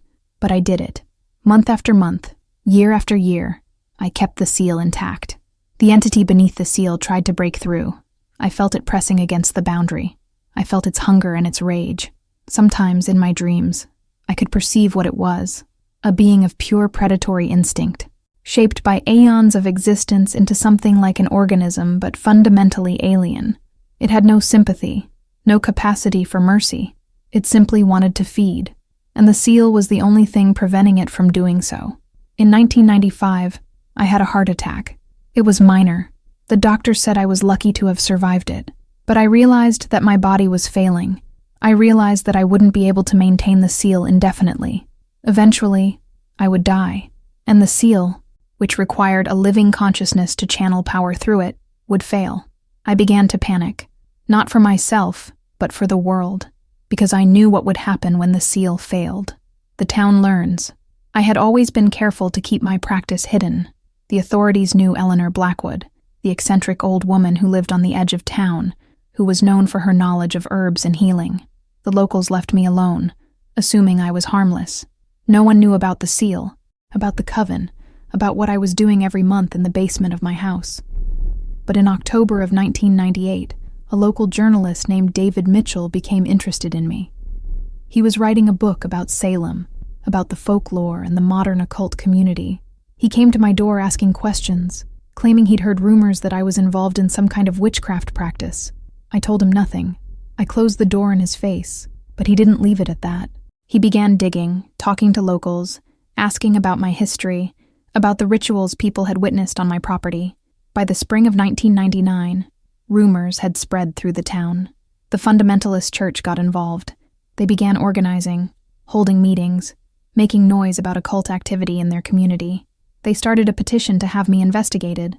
Some of them gathered outside my house, praying loudly, trying to save my soul. On the morning of October 18th, a group of roughly 30 people arrived at my property. They carried torches and gasoline. The local police were nowhere to be found. Whether by coincidence or design, I never determined. They broke down my door. They shouted accusations about witchcraft and devil worship. They demanded that I confess and repent. I was 82 years old, and I was dying of cancer. I didn't have the strength to fight them. I didn't have the magic to make them leave. My power had always been focused on maintaining the seal. I had never been a warrior. I had only ever been a guardian. They set the fire. I remember the heat, the sound of my books and papers and the accumulated materials of my lifetime burning. I remember standing outside, watching my house, and more importantly, the basement beneath it, where the seal resided, consume itself in flames. I collapsed on the lawn. The mob stood around me, some of them praying, some of them jeering. One of them, I think it was Tom Hartley, who had been a student of mine 30 years earlier, stepped forward and kicked me. I felt something break inside. An ambulance arrived eventually. Someone must have called it. Someone with a conscience. They took me to the hospital. I had severe burns, broken ribs, internal bleeding. The doctors said it was a miracle I survived at all. But I knew better. I survived because I needed to. I had one more task to complete. The seal fails. The seal began to fail on the night of October 19th, the moment the fire destroyed my house. I could feel it, a sensation like a great weight suddenly lifting away, like a barrier that had been holding against incomprehensible pressure suddenly giving way. The entity beneath the earth felt it too. I could sense its joy, its hunger, its absolute certainty that the age of confinement was ending. From my hospital bed, I tried to maintain the seal through sheer force of will. I attempted to channel power without the physical focal points I'd created over 50 years, but it was useless. The seal required more than will. It required a dedicated space, specific ritual implements, and most importantly, it required someone who wasn't dying. The seal collapsed completely within 48 hours. I don't know if anyone else could feel it, but I felt the exact moment the entity was released. It was like a dark hand unclenching, like something vast and ancient suddenly breathing free air after centuries of stagnation. The entity remained beneath the earth initially. It took time to reorient itself, to remember how to interface with the world, but that time was running out. I lay in the hospital, and I waited to die, and I tried not to think about what I had allowed to be released. The first disappearance occurred on October 23rd, 4 days after the fire. A girl named Sarah Chen, 8 years old, vanished from her backyard in Salem. She'd been playing with a jump rope. Her mother had gone inside for 5 minutes. When she came back, Sarah was gone.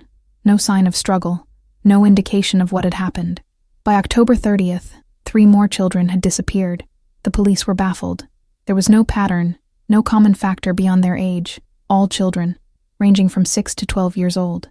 I was discharged from the hospital on November 2nd. Against the doctor's advice, against common sense, I left. I went to a hotel and I paid cash. I spent the next week watching the news reports on television. 19 children missing by November 15th, 31 by December 1st, 47 by the end of December. The entity was feeding. It was making up for 50 years of hunger, and it would continue to feed until it had satisfied its need, or until someone stepped in to stop it. But I was the only person who understood what was happening, and I was dying. The final truth. I'm writing this account because someone needs to know the truth. Someone needs to understand what Salem represents. Someone needs to recognize the warning signs, and perhaps prepare for what's coming. The seal I maintained for 50 years was not perfect. It was temporary.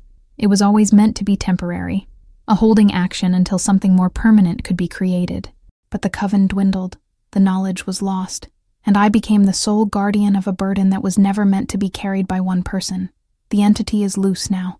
It's been loose for a few months, and already the missing children number in the hundreds across New England. The authorities are baffled. They're searching for a serial killer, a human predator, but what they're looking for is something far older and far more efficient than any human murderer. The entity doesn't kill in a conventional sense. It drains the life force from its victims, consuming them in a way that leaves the body relatively intact but empty of consciousness. The bodies are sometimes found in lakes, in woods, in abandoned buildings, but more often, they're simply gone, consumed completely, incorporated into the entity's own mass. The thing will not stop. It will continue feeding, growing stronger with each consumed life, and there is no one left to contain it. I have perhaps 2 weeks remaining before the cancer takes me. I have made my peace with that.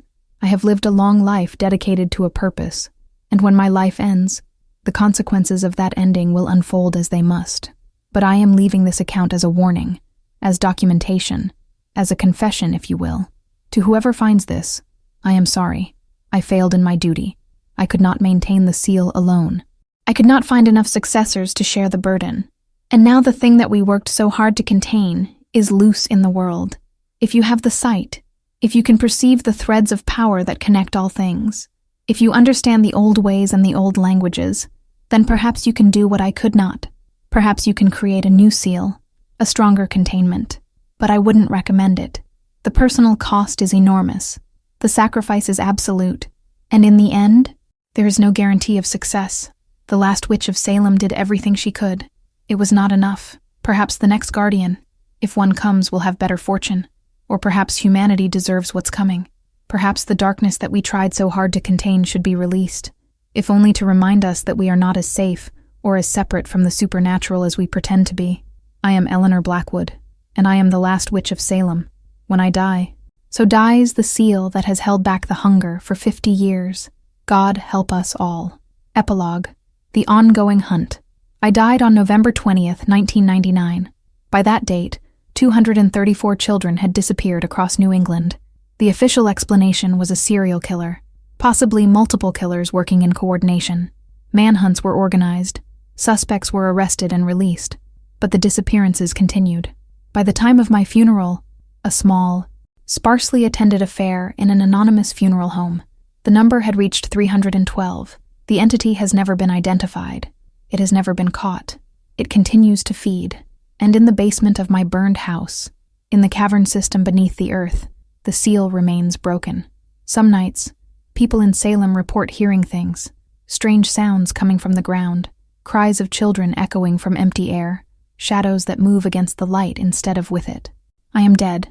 My burden is lifted, but the burden that I carried has been transferred to a world unprepared to bear it, and in the darkness beneath Salem, something vast and ancient continues to hunger. The account of Eleanor Blackwood, submitted for the historical record and preserved in archived form. And the Haunted House livestream. Entry 1. The Purchase. March 15th, 2018. Dark Corners. An Investigation. Blog. My name is Joan Ashford. I'm a writer, podcaster, and paranormal investigator with a particular interest in cases that combine historical tragedy with supernatural phenomena. 3 weeks ago, I made what I believe to be the most important purchase of my career, the Hartwick House in Portland, Oregon. For those unfamiliar with the history, the Hartwick House is one of the most infamous locations on the West Coast. Built in 1889, it became known as a site of inexplicable tragedy and, according to local legends, ongoing paranormal activity. In 1993, the house became the location of a mass murder-suicide. Gregory Hartwick, a well-respected surgeon, murdered his 3 children, Emma 8, Jacob 6, and Sarah 4, before turning the knife on his wife Patricia and finally on himself. The crime scene was discovered 3 days later by the family's housekeeping service. By that point, the bodies had begun to decompose. What makes this case particularly interesting is the investigation that followed. The Portland Police Department's report noted that the scene had been partially cleaned. Not forensically cleaned by professionals, but cleaned nonetheless. Furniture had been moved. Attempts had been made to remove blood, but the effort had been incomplete, or perhaps abandoned. There were areas, particularly in the master bedroom and the children's rooms, where dried blood still stained the walls and floors. I purchased this house with the intention of conducting an exhaustive paranormal investigation and documenting my findings. My plan is to live stream the investigation on a private platform, with exclusive access available to my Patreon supporters. The goal is to produce a multimedia experience that will form the foundation for both a true crime book and a documentary series. I moved in with my partner Marcus 3 weeks ago. Marcus is a content creator and videographer who specializes in high-quality documentation of paranormal investigations. Together, we've set up multiple camera systems throughout the house, including thermal imaging, motion detection, and standard video recording equipment. We've also installed EMF meters, EVP recorders, and a comprehensive audio monitoring system. The house itself is remarkable from an architectural perspective. The Victorian structure is intact, with most of the original features preserved. The layout is complex, 3 stories, plus a basement and sub-basement, with numerous hidden passages and storage areas that were common in homes of this era. It's the kind of house that photographs beautifully, but feels oppressive in person. My first night here was difficult. I found myself unable to sleep, despite my best efforts. The house makes sounds, creaks and groans, that seem purposeful rather than random. There are cold spots in certain rooms that don't correspond to any obvious drafts or poor insulation. And there's a persistent sense of being watched. But that's what I'm here to document. That's what this investigation is about. Tomorrow, I begin the systematic exploration of the Hartwick House. I'll be updating this blog with daily entries, and the live stream will go live this weekend. This is going to be extraordinary. Entry 2. The exploration begins. March 16th, 2018. Blog update. Today was focused on mapping and photographing the house's interior. Marcus and I spent approximately 8 hours conducting a room-by-room inventory and planning the optimal camera placements. We also scheduled appointments with the local historical society and the Portland Police Department's Cold Case Division, were hoping to obtain copies of their investigation files for reference. The master bedroom is on the second floor, in the eastern wing of the house. When I entered it this afternoon, I was struck by the presence of blood. Despite decades having passed, there are still dark stains on the hardwood floors and on the lower portions of the walls. The stains form patterns, streaks, spatters, handprints. Someone tried to clean this room, but they didn't finish the job. There's a particular stain on the wall near the bed that resembles the profile of a human face. Marcus photographed it extensively. I've included some of the images in the blog post. The children's rooms are on the third floor. This is where it gets difficult to document with detachment. 3 small bedrooms, each one still furnished with period-appropriate furniture. In one room I found toys, wooden blocks, a porcelain doll, a tin soldier. The doll's face was turned toward the corner, as if placed there deliberately. In the middle bedroom, the one that belonged to Jacob according to the police report, there are more bloodstains. They're concentrated near the window, as if Jacob had tried to escape. I found myself becoming emotional in that room. I had to leave for approximately 30 minutes before I could continue the survey. Marcus asked if I wanted to stop. I told him no.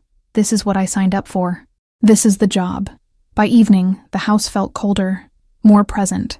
I installed additional cameras in the children's rooms, and I verified that the motion sensors were functioning properly. If anything moves in those spaces during the night, we'll capture it. I'm publishing the photographs from today's survey on Patreon. The live stream will begin tomorrow evening at 8 p.m. Pacific Time. Podcast entry: the first night, March 17th, 2018. Live stream summary. The live stream began as scheduled at 8 p.m.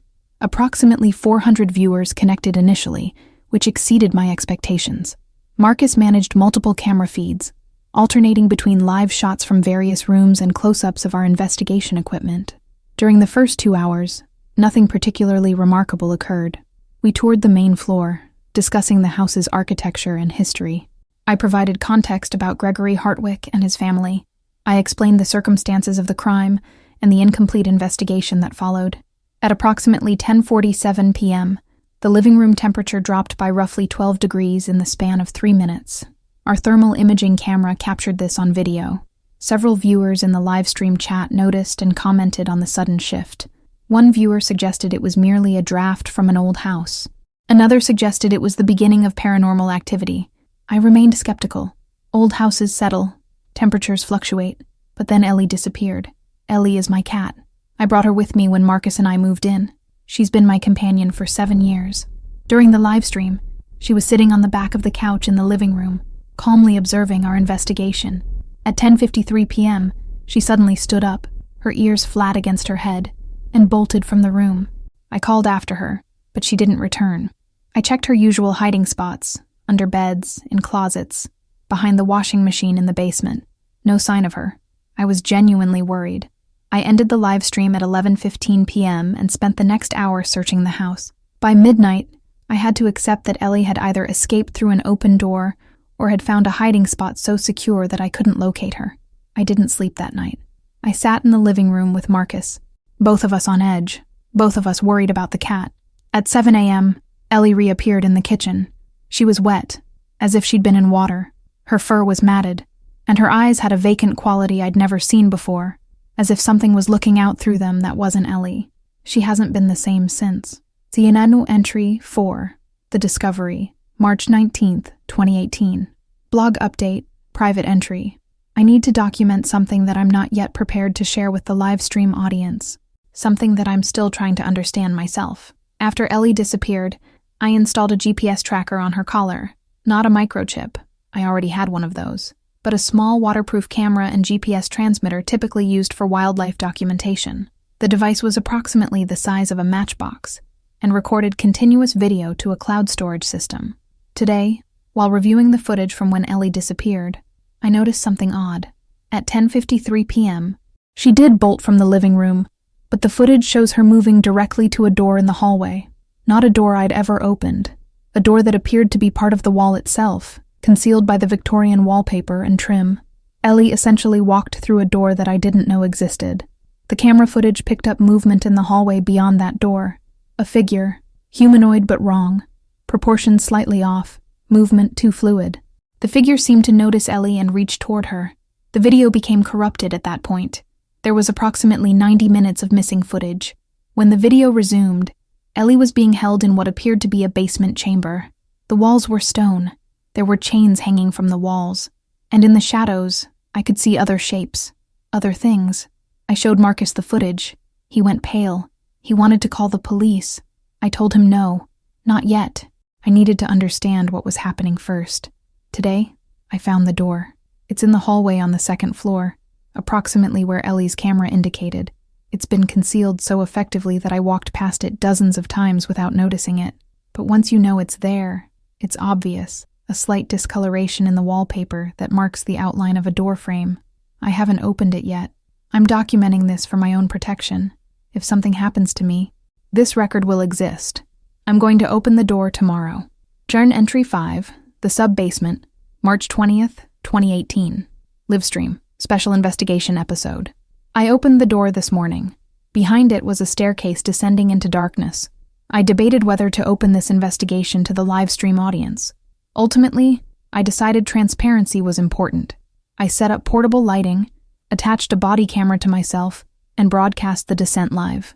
The stairs were wooden but incredibly well preserved, suggesting they'd been recently maintained or protected from the elements.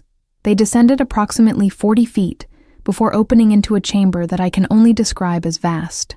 The sub-basement of the Hartwick house is an entire complex that doesn't appear on any architectural plans I've reviewed. There are multiple chambers connected by stone passageways. The walls are lined with shelving that once contained supplies, canned goods, water, fuel. There are cots. There's a small kitchen area. And most disturbingly, there are chains. Multiple sets of chains, attached to the walls.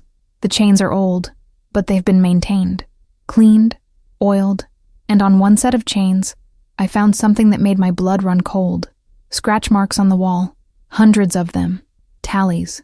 Someone, or multiple someones, had been counting their time in this chamber. I followed the tally marks with my camera. They covered an area roughly 3 feet by 5 feet. The oldest marks were barely visible, worn smooth by time. The newer marks were crisp and distinct. The most recent marks were from, I counted carefully, approximately 4 months ago. Someone had been imprisoned in this sub-basement until approximately 4 months ago. Then the marks stopped.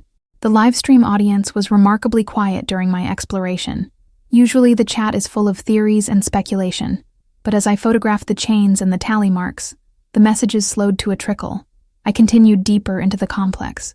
Marcus stayed on the stairs, providing power and monitoring my vitals through the body camera. At the far end of the system, I found another chamber. This one was different. It contained a well, an impossibly deep well that descended into absolute darkness. The stone around the well opening had been worn smooth by repeated contact, as if something had been climbing in and out of it repeatedly. I shone my flashlight into the well and listened. I heard nothing for several seconds. Then I heard something else. Breathing. Deep rhythmic breathing coming from far below. And something else beneath that. A sound like scratching, like something moving against stone. That's when Marcus warned me that someone was in the house upstairs. He could hear them moving around. Footsteps. Doors opening and closing. I climbed back up the stairs, my heart pounding. When I reached the main floor, I found nothing. No sign of entry. No evidence of anyone being in the house. The live stream ended at that point. I wasn't comfortable continuing with the unknown presence in the house. It's now 11 p.m. Marcus and I are secured in the master bedroom with chairs positioned to allow us to monitor the door. I've set up cameras throughout the house to alert us if anyone or anything moves. Ellie is at the foot of the bed, staring at nothing. I'm beginning to suspect that this investigation was a mistake. Entry 6. Understanding. March 21st, 2018. Private journal. Not for livestream.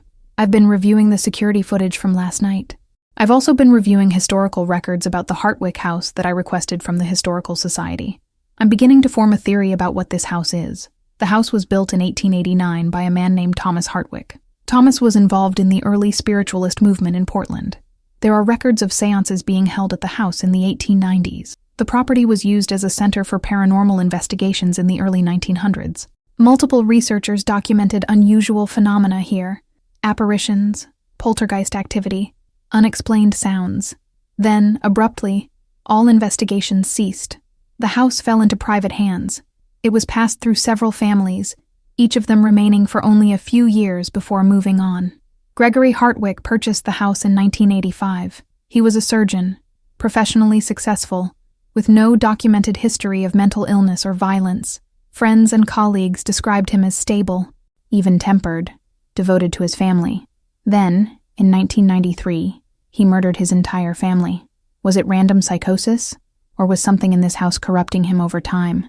I've been doing calculations. If I'm correct about the tally marks in the sub-basement, and if each mark represents one day, then someone was held captive in that chamber from approximately 1987 to 2017.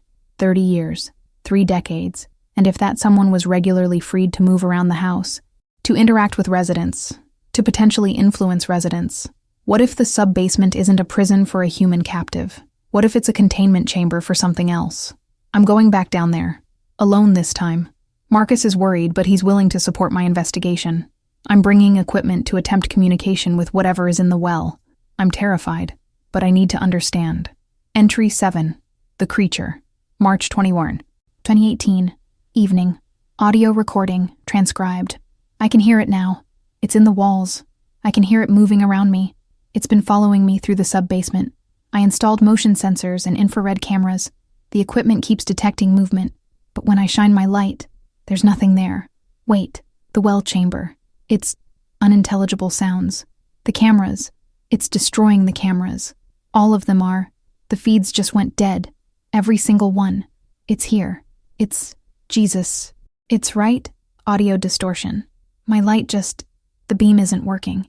It's like the light is being absorbed. I can't see anything. I can only hear it. The breathing. It's right in front of me. I can feel the air moving around it. It's massive. It's, hello? Long silence. You can understand me? Scratching sound. Repeated pattern. The tally marks.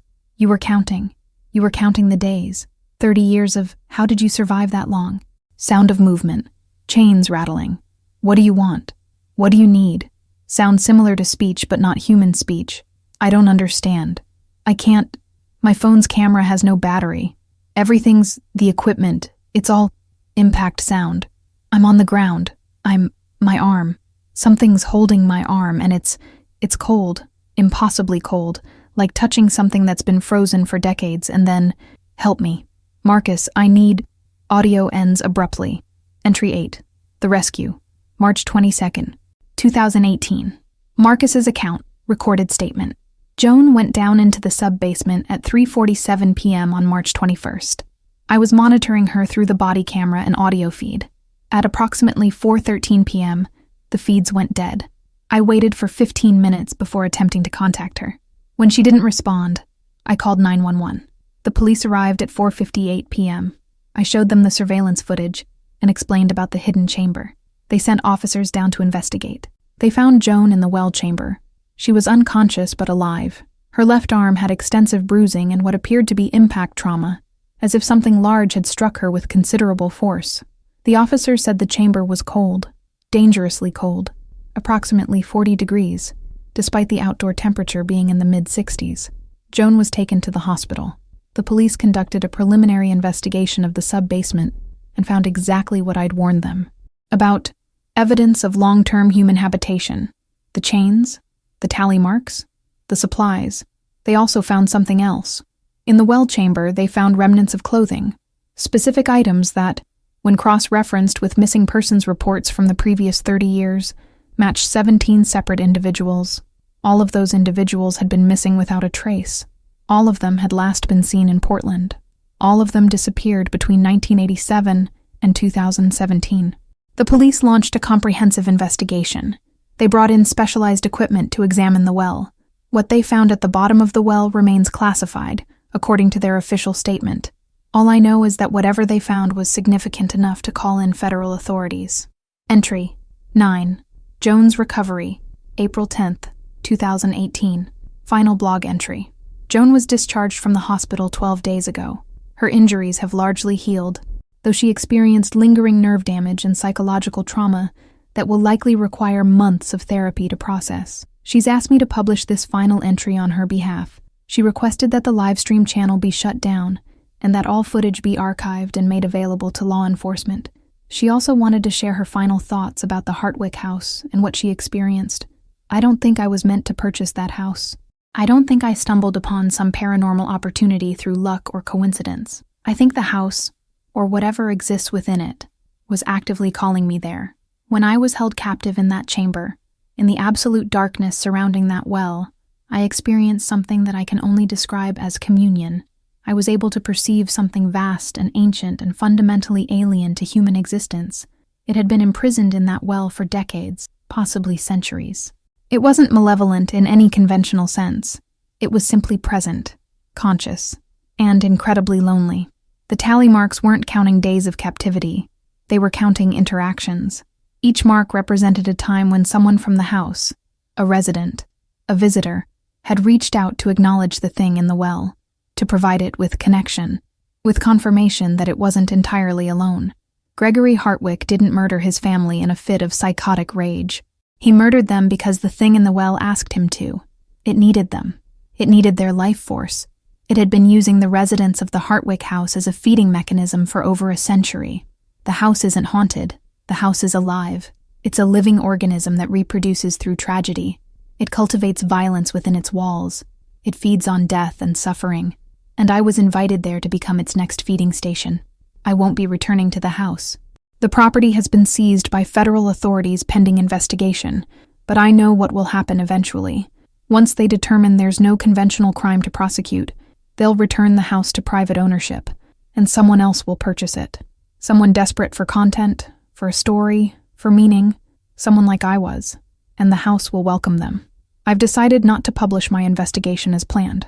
Instead, I'm selling the video archives to the authorities and closing my investigation blog. I can't continue documenting paranormal phenomena, not after understanding what's really happening. There are things in the world that we're not meant to investigate, places we're not meant to go. And some of those places are alive in ways that make the concept of haunted seem quaint and insufficient. The Hartwick house isn't haunted. It's waiting. And it will wait until the next person foolish enough to come looking arrives at its door. This account has been compiled from Joan Ashford's blog, the live stream recordings, police reports, and emergency services documentation. The Hartwick house remains sealed. No further information has been made public regarding the nature of what was discovered in the sub-basement well. The Coffin Closet. Part 1. The Inheritance. I inherited my aunt's house on a Tuesday in July, 1987. I learned of her death on the same day. A phone call from an attorney in Vermont informing me that Diana Ashbrook, my father's sister, had passed away at the age of 74. The cause of death was listed as natural causes. The details were minimal. My father, who I called to share the news, simply said, "Good," and hung up. I had met Diana exactly twice in my life. Once when I was 6 years old, at a family gathering that had been tense and brief. Once again at my college graduation, when she appeared unexpectedly, stayed for perhaps an hour, and left without saying goodbye. She had always been the eccentric relative, the one spoken about in whispers, the one whose existence was acknowledged but not discussed. The house was located in rural Vermont, near a small town called Ashbrook, that had apparently been named after my family, though I had no idea how or why. It was a considerable property, roughly 12 acres of land surrounded by forest, with a main structure that appeared to be from the early 1900s and several outbuildings in various states of decay. I drove up from Massachusetts on a Friday afternoon, arriving just as the sun was beginning to paint the sky orange. The house seemed to absorb the failing light rather than reflect it. Its windows stared down at me like the eyes of something watching. I told myself this was absurd. It was just a house, just wood and brick and glass, just a structure that had belonged to an old woman who had recently died. I was wrong. Even then, I could feel the weight of something in that place, some accumulated consciousness or presence that made the air seem thick and difficult to breathe. The lawyer had left the keys in a lockbox outside the front door. I retrieved them and let myself in. The interior was dark, despite it being only 6 in the evening. The windows seemed to filter the outside light, leaving the rooms in a perpetual twilight. The air smelled of age and something else, something organic and faintly chemical, like formaldehyde or the inside of a butcher's shop that hadn't been cleaned in weeks. I spent the first night in the master bedroom, sleeping poorly in a bed that seemed to have absorbed the shape of Diana's body over decades of use. I dreamed of nothing I can recall clearly, but I woke multiple times, feeling as though someone was standing at the foot of the bed, watching me sleep. Part 2. The Discovery. The following morning, I began exploring the house systematically. The first floor contained a kitchen, dining room, living room, and a study lined with shelves that held countless books on subjects ranging from medical texts to religious scripture to works on the occult and folklore. Diana had been, to put it mildly, extensively read. The second floor contained 4 bedrooms and 2 bathrooms, all of them appearing to have been untouched for years. Dust covered every surface. Some of the bedrooms still contained furniture from an era before Diana's time, my grandparents' era perhaps, or earlier. But it was the second-floor hallway closet that changed everything. It was small, roughly the size of a typical coat closet, but when I opened the door, I was struck by the peculiarity of its construction. It was built to look like something. The walls were curved, almost womb-like. The doorframe was a precise rectangular opening, and inside, replacing the typical shelving, were storage cases for VHS tapes. Dozens of them, hundreds perhaps. The closet itself was shaped like a coffin. I realized this almost immediately, and the realization made me nauseous. It was a deliberate architectural feature. The structure of the entire closet had been designed to resemble a coffin standing upright. Or perhaps more accurately, a coffin that had been hollowed out and repurposed for the storage of videotape. On each tape was a label in Diana's precise handwriting. There were dates, names, and brief descriptions. I pulled one at random. Thomas Garrett, October 1972. The bridge collapse. His final moments. I didn't want to watch it. Every instinct told me to leave that closet, leave that house, and never return. But I was 29 years old, and I was curious. Curiosity, I would learn, was my greatest failing. I carried the tape downstairs to the living room, where I found a VCR connected to a television set that looked as if it hadn't been used in at least a decade. I pressed play. Part 3. The tapes. The tape began with static. Then the image resolved into clarity, and what I saw on the screen would change everything about how I understood my aunt and the house she lived in. It was a basement, or perhaps a cavern. The walls were stone rather than concrete, and they extended upward beyond the camera's reach. Diana was visible in the frame, younger than I'd ever seen her, perhaps in her 50s. She was wearing robes of some kind, dark fabric with symbols stitched into it, and in front of her, lying on a stone table, was a corpse. It was the corpse of a man, older, perhaps 70 years old. He was naked, and his body showed clear signs of advanced decomposition. The flesh had begun to slough away from the bone in places. The smell must have been overwhelming, but Diana approached it with reverence. She began to chant in a language I didn't recognize. Not Latin, not any language I'd ever heard. The words seemed to bend around consonants in wrong ways. The vowels seemed to contain multiple tones simultaneously. As she chanted, the corpse's mouth opened, not in a natural way. The jaw didn't simply drop.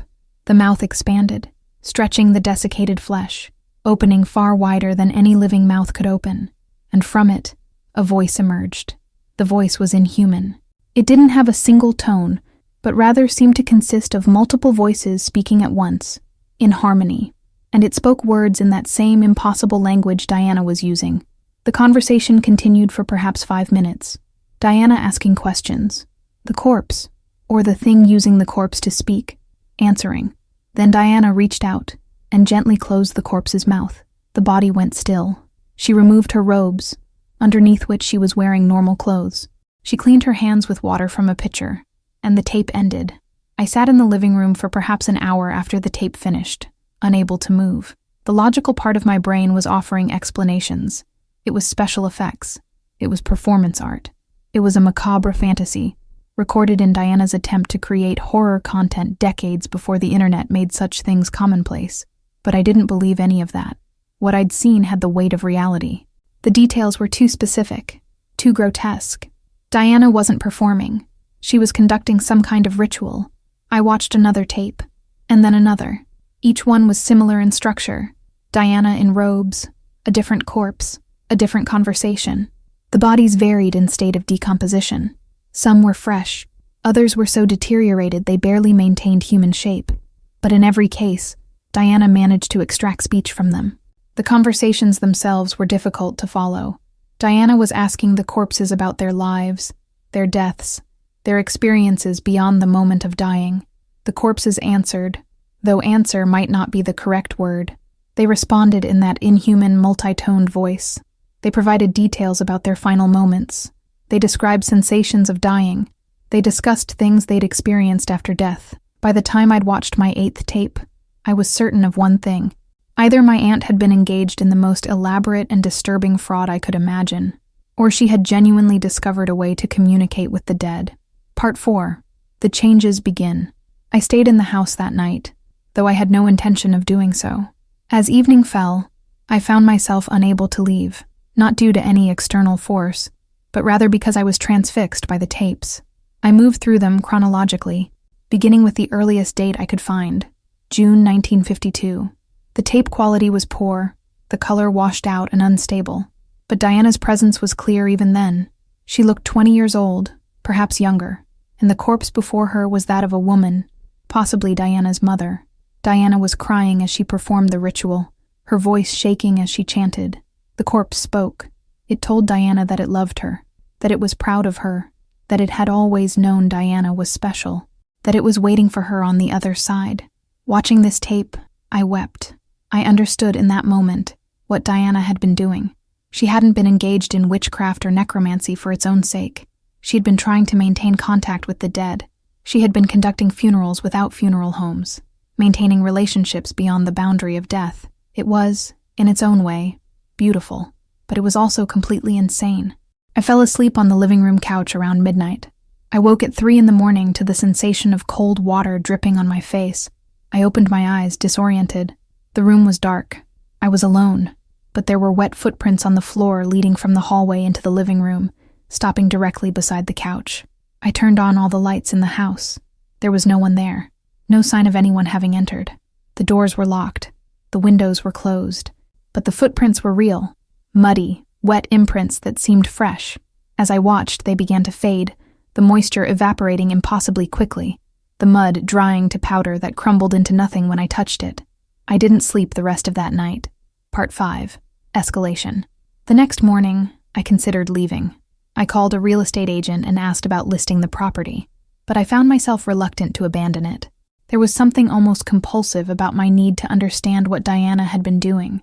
The tapes had become an obsession. I spent the entire day watching them, taking notes, trying to decipher the language Diana was using, trying to understand the rituals. By evening, I had made a discovery. Many of the tapes contained references to a place called the repository. Diana would ask the corpses about it, and they would speak about it with what I can only describe as awe. It seemed to be a location beneath the house, a place where knowledge was stored, where the dead could be accessed. I began searching the house more carefully. I found Diana's journals in her bedroom, notebooks filled with her precise handwriting, describing the rituals, detailing her communications with the dead, noting specific pieces of information she'd extracted from the corpses. One entry, dated August 1974, read, "Thomas provided crucial information about the tunnel system today. He was a surveyor before death. He recalls 3 separate passages leading to the repository. The first is beneath the eastern wall. The second is in the cellar, concealed behind the wine racks. The third is in the basement, the one Diana has always used, I presume. I will not attempt entry through any of these passages. The repository is not meant to be visited by the living, but the dead can guide us to its edges. I found the wine racks in the basement. They were wooden, ancient, covered in the accumulated dust of decades. Behind them, when I moved them aside, was a stone door, just like that. A medieval-looking stone door built into the wall of what was otherwise a thoroughly 1980s basement. I didn't open it, but I stood in front of it for a long time, understanding that something significant lay on the other side. That night, the phenomena intensified. I heard footsteps in the hallway outside my bedroom. I heard breathing that wasn't my own. I heard very distinctly the sound of chains dragging across the floor upstairs. But when I investigated, I found nothing. No evidence that anyone or anything had been moving through the house. The sense of being watched became constant. I felt eyes on me at all times. I became certain that I was not alone in the house. Something, or perhaps many things, were observing my behavior, studying me. Part 6. The message. On the 3rd day of my stay, I found something that made the previous phenomena seem minor. It was written on the mirror of the bathroom I'd been using. The words had been traced in the condensation from the shower, but they weren't fading. They were becoming more permanent, darker, as if something was burning them into the mirror's surface. The words read, "Why did you come back? Back." I had never been to this house before. Diana had never mentioned it. I had no connection to this place. So why was something in this house asking me why I'd come back? Unless Diana hadn't been the only Ashbrook to live here. Unless there was a history I didn't know about. Unless my family had always been connected to this place, and the knowledge had been deliberately kept from me. I found more answers in Diana's journals. There were references to her grandfather, to his participation in the work, references to her mother's role in maintaining the connection, references to a grandfather of her grandfather, a man named Edward Ashbrook, who had apparently built this house specifically to house the repository. It became clear that my family had been doing this for generations. Diana was not an anomaly. She was part of a lineage, a tradition, a practice that had been passed down, refined, and carefully hidden from the rest of the family. And I was the heir to that tradition. The house had been left to me. The tapes had been left for me. The repository was waiting for me. I understood this with absolute certainty, even as I resisted it completely. Part 7. The Discovery. On the 4th day, I made a decision. I was going to watch all the tapes, every single one. From 1952 to the final tape Diana had recorded before her death. I would understand everything Diana had been doing and why. I worked systematically. The tapes filled days. The conversations with the dead were remarkably consistent across decades. The language was always the same. The ritual format was always the same. The corpses always answered Diana's questions with that multi-toned, inhuman voice. But there were revelations. Gradually, through the conversations, a picture emerged. The repository beneath the house was not a storage facility. It was a prison. Something had been contained there for centuries, possibly longer. Diana's family had been maintaining the containment for generations, using the corpses as a medium to communicate with the imprisoned entity, extracting information from it, preventing it from growing restless. The final tape was dated just 3 days before Diana's death. She was visibly older now, frail, moving slowly. She went through the ritual more quickly than in previous tapes, as if she was running out of energy. The corpse she was speaking with appeared to be that of a man Diana had never communicated with before. His body was in excellent condition, suggesting he had been dead for only a short time. "Are you prepared?" Diana asked the corpse. "I am prepared," the corpse responded in that familiar, inhuman voice. "The binding weakens. Each year more energy is required to maintain it. You are aging, Diana Ashbrook. Soon you will not be able to continue the work." "My heir is coming," Diana said. "I have summoned him. He will take my place." "And if he refuses?" the corpse asked. "He will not refuse," Diana said. "He is an Ashbrook. The compulsion runs through his blood. He will understand, eventually, what must be done." The tape ended, but Diana's prediction was already coming true. I could feel the compulsion. I could feel the weight of generations pressing on me. I could feel the thing beneath the house calling to me. Part 8. The Tunnel. On the 5th day, I opened the stone door. Behind it was a passage carved directly from rock, a tunnel leading downward at a steep angle. The walls were covered in symbols similar to those I'd seen on Diana's robes. There were torches set into wall sconces, ancient but still functional. I lit them as I descended. The passage went deep, deeper than should have been possible given the house's location and surrounding geography. After what must have been a 1/4 mile of descent, the tunnel opened into a massive cavern, and in the center of the cavern was the repository. It was a stone chamber, roughly circular, perhaps 80 feet in diameter. The walls were carved from the bedrock, and they were covered in writing. Not English, not the language Diana used in her rituals, but something older.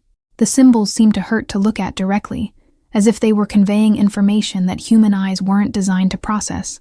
At the center of the chamber was a well, or what appeared to be a well, a perfect circular opening descending into darkness, and from that well emanated a cold so intense it made my lungs ache with each breath. I approached the well cautiously.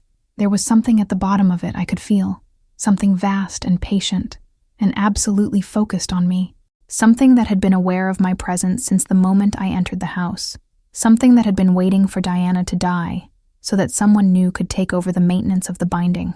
I stood at the edge of the well for a long time, unable to move forward or backward. I understood, in that moment, the entirety of what Diana had been doing. She had been making bargains with the dead, extracting information from them, learning the rituals necessary to maintain the binding. And in doing so, she had been slowly, year by year, strengthening her own connection to the thing in the well. When she died, that connection would be severed, unless I took her place. Part 9. The Choice. I climbed back up the tunnel. I returned to the house. I packed my car with everything I'd collected, the journals, the tapes, the clothes I'd brought with me, and I left. I haven't returned to Vermont since, but the compulsion remains. Every few months I feel it calling to me. In my dreams I see Diana. She's sitting across from me at a table I don't recognize, and she's telling me that I made a mistake, that I should have stayed, that the binding is weakening without an Ashbrook to maintain it. The footprints appear in my apartment now, wet, muddy footprints that fade to nothing. I hear the dragging of chains. I find messages written in condensation on mirrors. Most disturbing, I've begun having the dreams where I'm in the basement of the house, performing the ritual, chanting in that impossible language, dreams where corpses sit up on tables and speak to me in multi-toned voices. I know what's happening. The thing in the well is reaching out to me. It's trying to pull me back. It's trying to convince me that I should return and take over the work, that it's my responsibility, that it's my family's responsibility. And the most terrifying part is that it might be right. I can feel in my blood the weight of generations. The knowledge seems to exist in me already, waiting to be accessed. The language Diana used is beginning to make sense in my mind, even though I've never studied it. I am 42 years old. Diana was 74 when she died. I have perhaps 32 years remaining if I live to her age. I don't know if I have 32 years of resistance left in me. The coffin closet in the house is still there, still filled with tapes, still waiting. And every year, as I age, the calling grows stronger, the compulsion more insistent. I have one final warning to leave with this account. If you find yourself living in a house with a closet shaped like a coffin, do not investigate, do not watch the tapes, do not try to understand what was happening there, because once you understand, you become complicit. And complicity, in matters of family and blood, is a binding contract that death itself cannot dissolve. I can feel it calling me right now, even as I write this, even as I try to resist. I wonder how much longer I can refuse. James Morrison's account, compiled from personal journals and interviews conducted before his disappearance in 2009. And the basketball court entity. Part 1. The Observation. My name is Dr. Margaret Collins. I'm a clinical child psychologist with a specialty in adolescent behavioral disorders. I've spent the last 16 years working with teenagers, understanding them, helping them navigate the profound psychological challenges of that developmental stage. I believe I'm qualified to recognize when something is genuinely wrong. What I encountered in September of 2001 was genuinely wrong. My son Michael is 14 years old. He's a sophomore at Lincoln High School in suburban Chicago. He's always been a somewhat introverted child, preferring structured activities to social chaos. Basketball has been his primary outlet. He plays on the school team, practices regularly, and derives clear psychological benefit from the sport. On September 18th, Michael returned home from basketball practice exhibiting behavioral changes that I immediately recognized as concerning. Doctor. Part 2. The initial symptoms. The first indicator was his fixation on a specific topic. Michael became obsessed with a discussion of death, not in the morbid, melodramatic way that teenagers sometimes engage with mortality as an aesthetic. His fixation was specific, concrete. He kept asking me questions about a particular student who had attended Lincoln High School 5 years ago.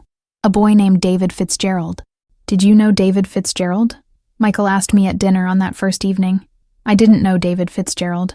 I have no professional connection to Lincoln High School, and I certainly wouldn't have known individual students from the area.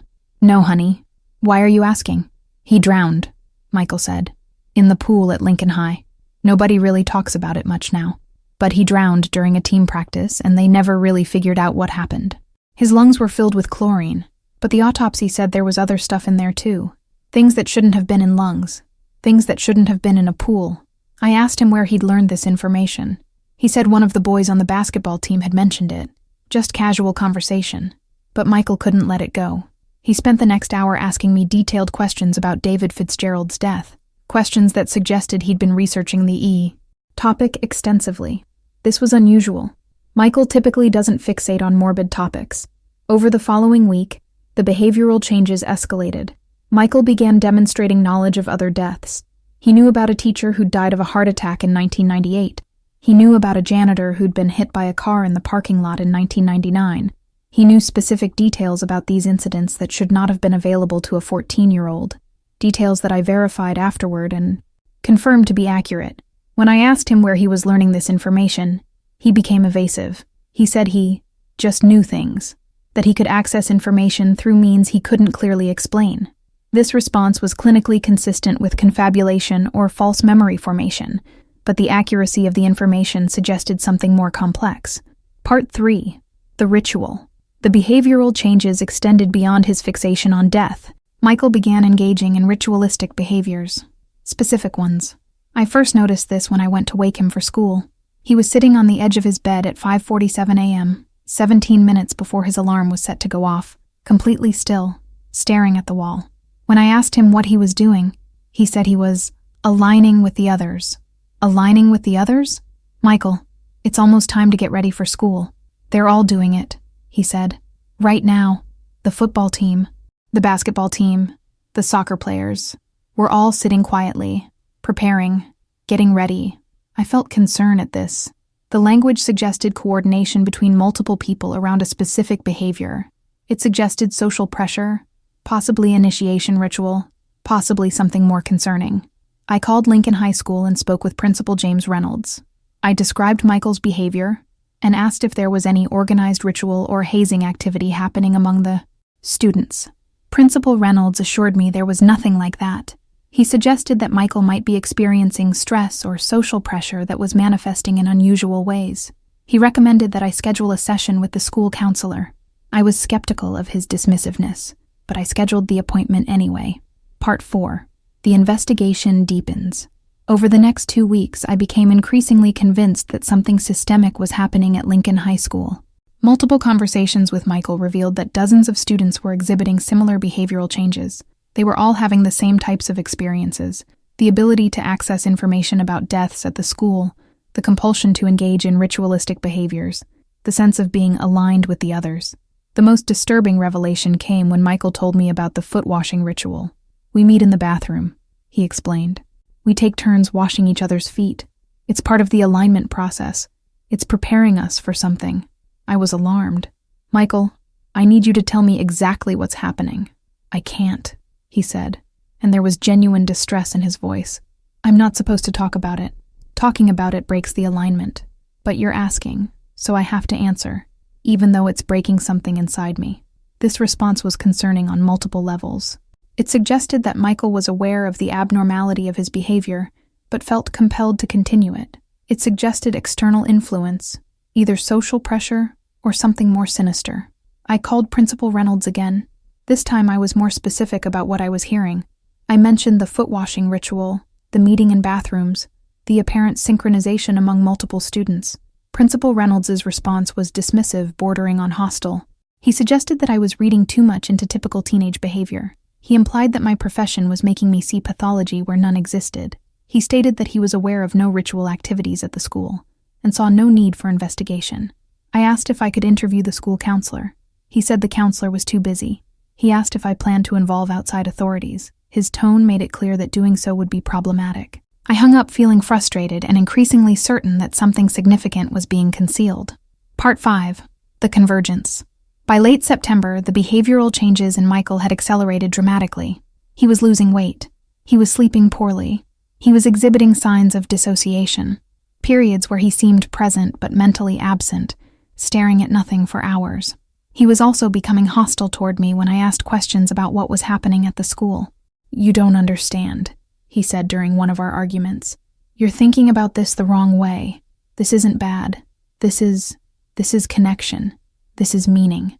This is the first time in my life I've felt connected to something larger than myself." This language was familiar to me from my clinical training. It was consistent with cult indoctrination or the early stages of group psychosis. I decided to go to the school myself. I told Michael I was picking him up for an appointment and drove directly to Lincoln High. I didn't contact Principal Reynolds first. I didn't warn him I was coming. I arrived during lunch period. The hallways were crowded with students. I made my way to the bathroom near the gymnasium. Michael had mentioned that the boys' bathroom was where the rituals took place. I pushed open the door and found approximately 15 teenage boys standing in a circle around the bathroom sinks. They were facing inward, their hands raised to shoulder height, their palms facing toward the center, and they were chanting, not in English, in something else, a language I didn't recognize, but which had a cadence that hurt to listen to. The sounds seemed to resonate with something deep in my brainstem. Looking at their faces, I could see that they were completely lost in the chanting, eyes open but unfocused, mouths moving in perfect synchronization. Michael was among them. I stood in the doorway for perhaps 30 seconds, unable to move. Then one of the boys, not Michael, a different boy, opened his eyes and looked directly at me. The eyes were wrong. The pupil and iris seemed to be positioned incorrectly. The boy smiled without moving any other part of his face. Then all of the boys turned to look at me in unison. I left. I don't remember walking out of the bathroom or making it back to my car. My next clear memory is sitting in my car in the parking lot, shaking, unable to start the engine. Part 6. The escalation. I went directly to the police department. I filed a report describing what I'd witnessed. Detective Raymond Hayes interviewed me. He seemed to take me seriously. Unlike Principal Reynolds, he agreed to investigate the school. But when Detective Hayes met with Principal Reynolds and the school administration, he was met with a unified denial. No ritual activities. No unusual behavior. Michael and the other students were simply experiencing normal adolescent socialization.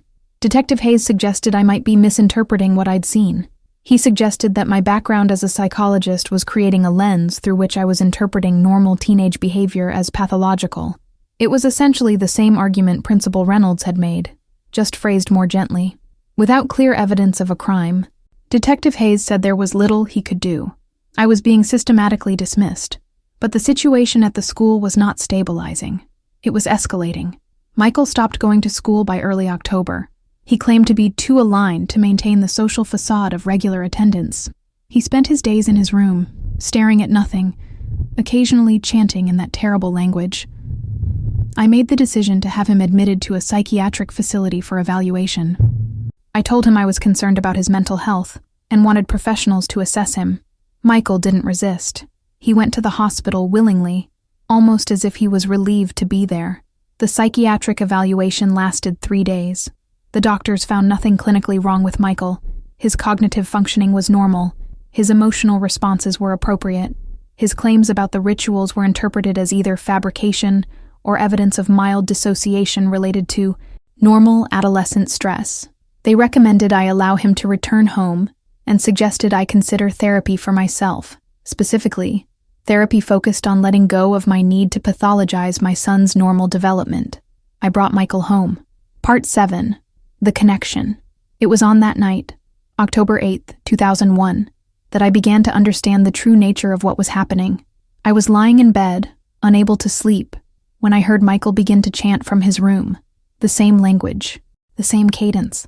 I got up and went to his door. "Michael, I need you to stop that. It's late. You need to sleep." He didn't respond. I opened the door and found him sitting cross-legged on his bed, eyes open but unseeing, chanting continuously. I approached him and placed a hand on his shoulder, trying to ground him back in present moment awareness. The moment my hand touched him, I felt it, a presence, something vast and patient, and absolutely focused on me. I jerked my hand away. Michael's eyes refocused, and he looked at me with an expression of profound sadness. "It sees you," he said quietly. "What sees me, Michael? The thing that's aligned us all. It's been waiting for you. It knows you're investigating. It knows you're trying to protect me, and it's very interested in that. Michael, there is no thing. You're experiencing psychological stress that's manifesting as—" "Mom," he interrupted, "I need you to understand something. This isn't like anything you've studied. This isn't a cult. This isn't group psychosis. This is something old, something that exists in the spaces between people, something that feeds on the confusion and transition of adolescence." I left his room. I went downstairs and called Detective Hayes. I told him I needed to file another report, that I had new information. When he arrived, I brought him upstairs to Michael's room. Michael was sleeping. I showed Detective Hayes the evidence I'd collected, notes about the ritual, descriptions of the chanting, a recording I'd made of Michael speaking about his experiences, though the audio quality was poor and barely captured his voice. Detective Hayes listened to the recording. He listened to my explanation, and then he told me something that chilled me. "Dr. Collins, You're not the first person to report something like this. There have been similar complaints from other schools in the area over the past few years. Similar behaviors among students. Similar descriptions of rituals and chanting. In every case, the school administration denies knowledge of the activities. In every case, investigating authorities find no evidence of anything criminal. So you believe me? I believe that something is happening, Detective Hayes said carefully. What it is, I don't know. But I know you're not the only one experiencing this. Part 8. The Manifestation.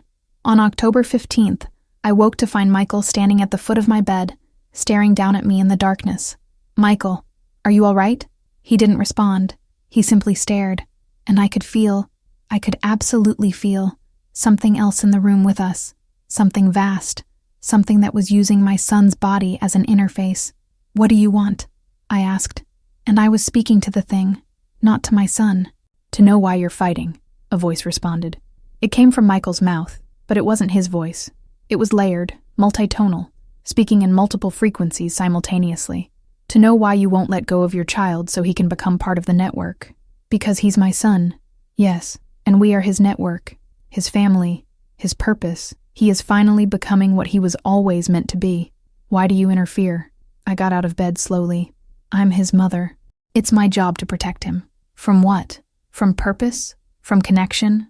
From transcendence? I backed away from Michael. I went to the phone and called Detective Hayes. I told him I needed help immediately. I told him that something was wrong. Genuinely, catastrophically wrong. By the time Detective Hayes arrived, Michael was back in his bed, sleeping peacefully. Detective Hayes examined Michael. He seemed concerned, but he couldn't articulate why. He recommended I call an ambulance, have Michael taken to the hospital again, this time for a more comprehensive neurological workup. I did. Michael underwent extensive testing. MRI, EEG, spinal tap, blood work. Everything came back normal.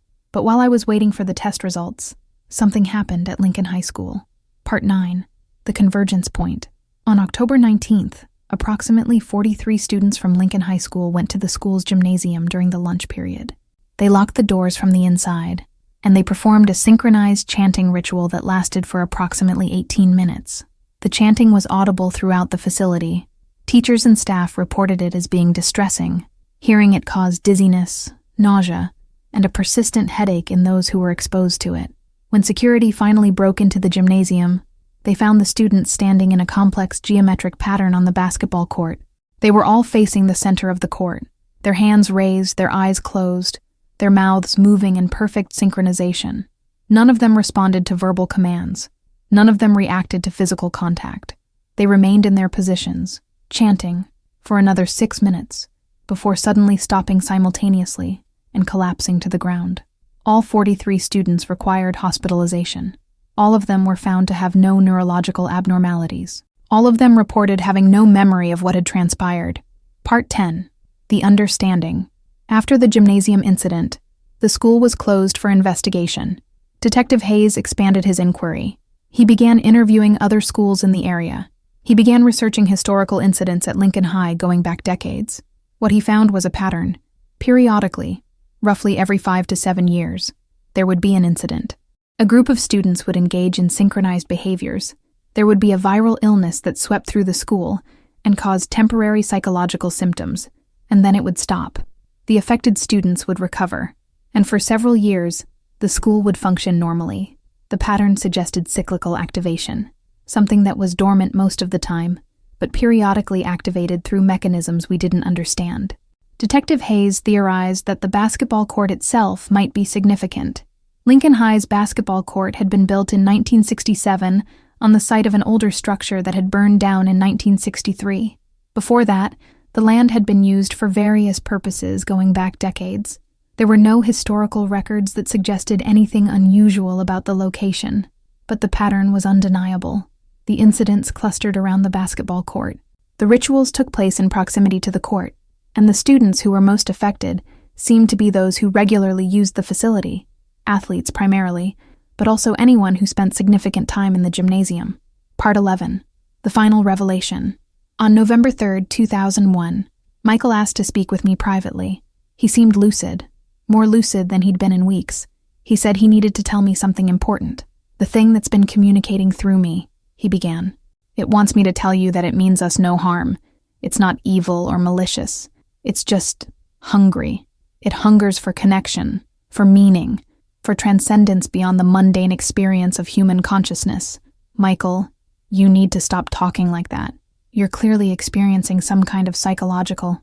Mom, let me finish, please. I might not get another chance to say this clearly. He took my hand. The thing uses adolescence as a vector. Adolescence is a time of profound transition, profound confusion. The human psyche is unusually pliable during that stage. The thing moves through that pliability. It connects minds. It creates a network. And in that network, teenagers feel less alone, less confused, less broken. That's just the psychological effects of group identification, I said. It's not evidence of anything supernatural. I know you need to rationalize it, Michael said. You're a psychologist. Your entire training is based on understanding phenomena through a scientific framework. But this thing exists outside that framework. It's not psychological. It's not neurological. It's something else entirely. Something that's been here much longer than we have. Something that has learned to feed on human adolescence. How do I make it stop, Michael? How do I protect you? He looked at me with profound sadness. You can't. And honestly, I don't think you should try. I'm part of the network now. The alignment is complete. And I'm okay with that. For the first time in my life, I feel like I know my place in the world. Like I understand something larger than myself. Isn't that what every parent wants for their children? I didn't know how to respond to that. Part 12. The conclusion. Michael is 16 years old now. He's recovered from his acute symptoms. He attends school regularly. He plays basketball with his team. To any outside observer, he appears to be a normal, healthy teenager. But I know what happened to him. I know that something changed him fundamentally. And I know that the same thing is happening to dozens of other teenagers every cycle. Detective Hayes has continued his investigation, but he's met with the same institutional resistance I encountered. School administrators deny knowledge of abnormal behaviors. Police departments decline to investigate without clear evidence of criminal activity. Mental health professionals interpret the phenomena as normal adolescent psychology. But I know better. And I know that the entity that inhabits the basketball court at Lincoln High is still there, still feeding, still creating networks of connected consciousness in the adolescent minds of children who spend time in that space. I tried to transfer Michael to a different school. He refused. He said he needs to stay. He needs to maintain the alignment. He said that leaving would break the network and cause harm to the other students. So I allowed him to stay. Sometimes late at night, I hear him chanting in his room. And sometimes I can feel something vast observing me from the edges of my perception. Something patient. Something that's been here much longer than I have, and will be here long after I'm gone. Something that has learned to feed on the confusion of adolescence. Something that has found a permanent home in the gymnasium of Lincoln High School.